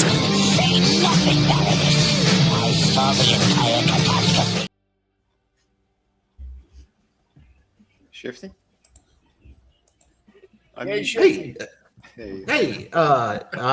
don't have anything going on right now because I have people in the background and they're about to turn on the ice maker. So, hey, thanks for having me. I'll see you next week. Awesome. Thanks for coming and hanging out with us, Shifty, and can't wait to see what you got coming up. Always a pleasure. And next, we're going to hand it on over.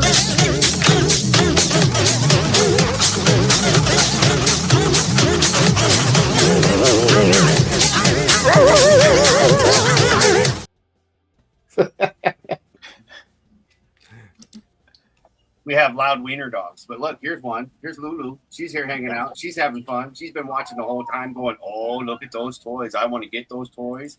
I want to play with those toys. I want to chew on those toys.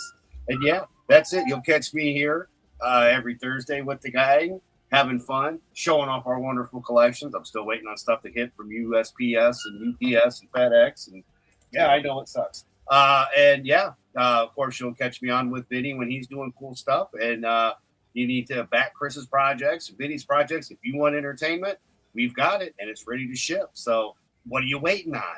And again, thank you, Tommy, for everything you still do for all of us. It's always fun to be here. Never a dull moment when the pig who's in charge is around. Thank you, brother. Thank you, Adam. Appreciate it, man. Always interesting to see what you got going on. And of course, it's always fun to see the Wiener Dogs. And now we are going to hand on over, like, who should be the next victim? I think we're going to go with. Hey, I'm stuck. I can't transform. Oh, thanks. I think.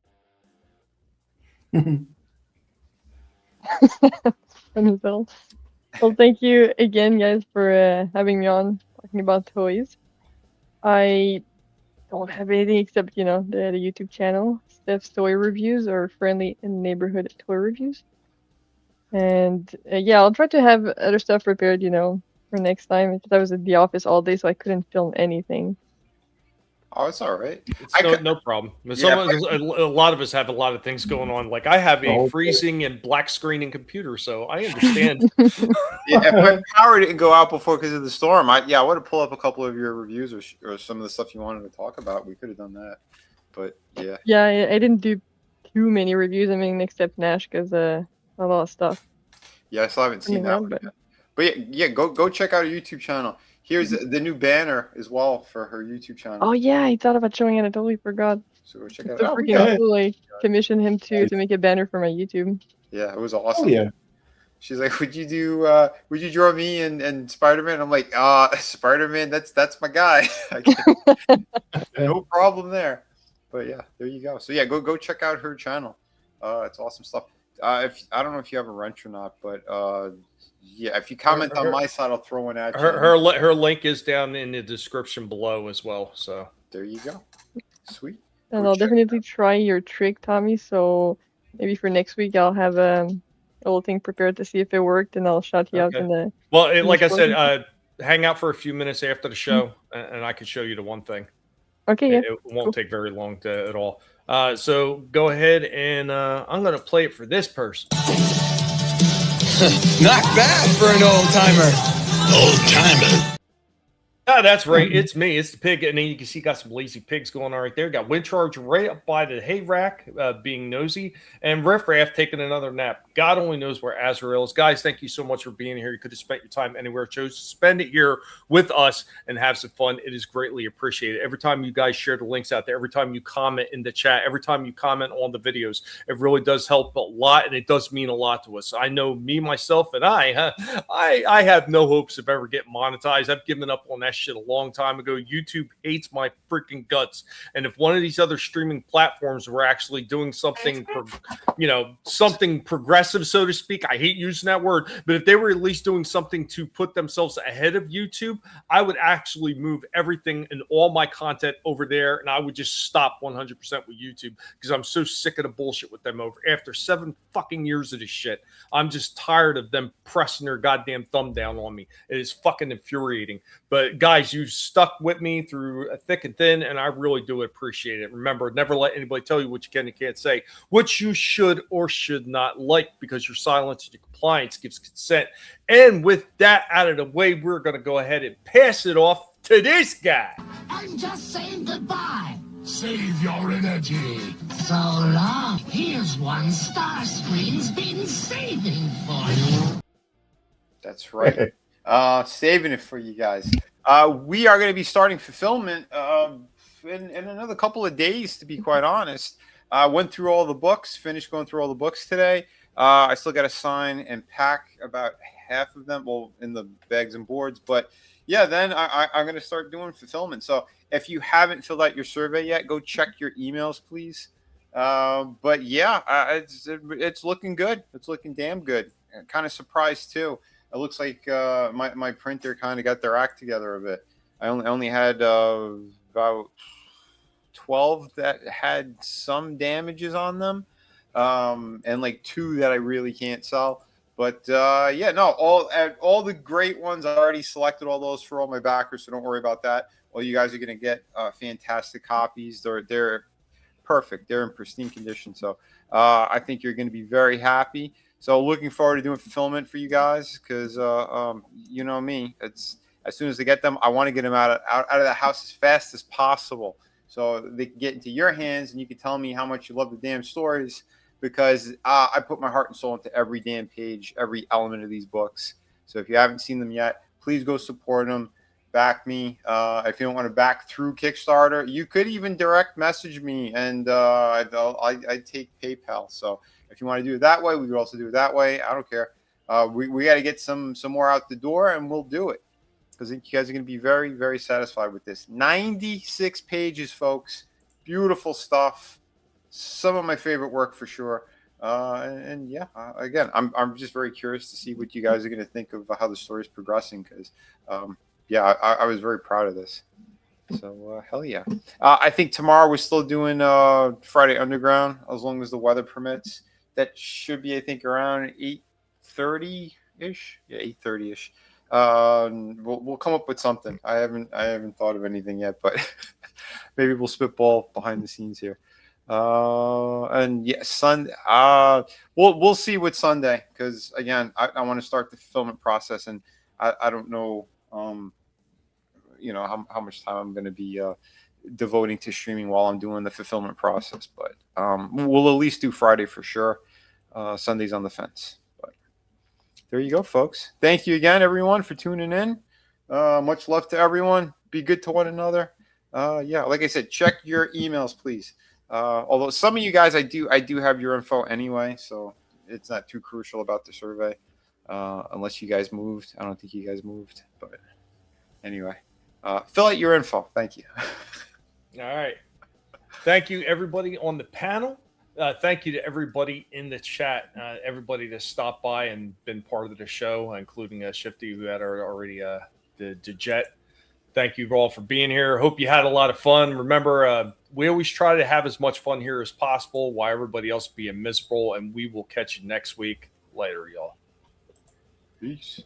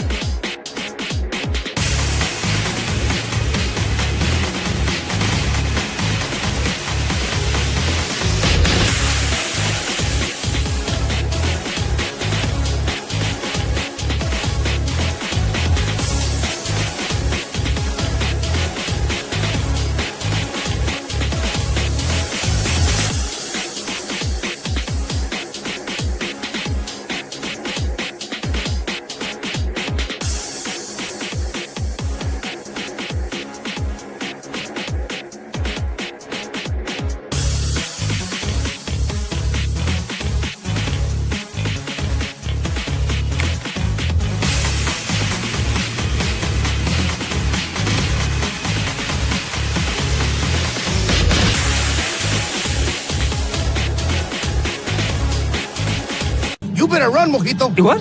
I thought you said don't move. That was before. Now, you run. Adios, amigo.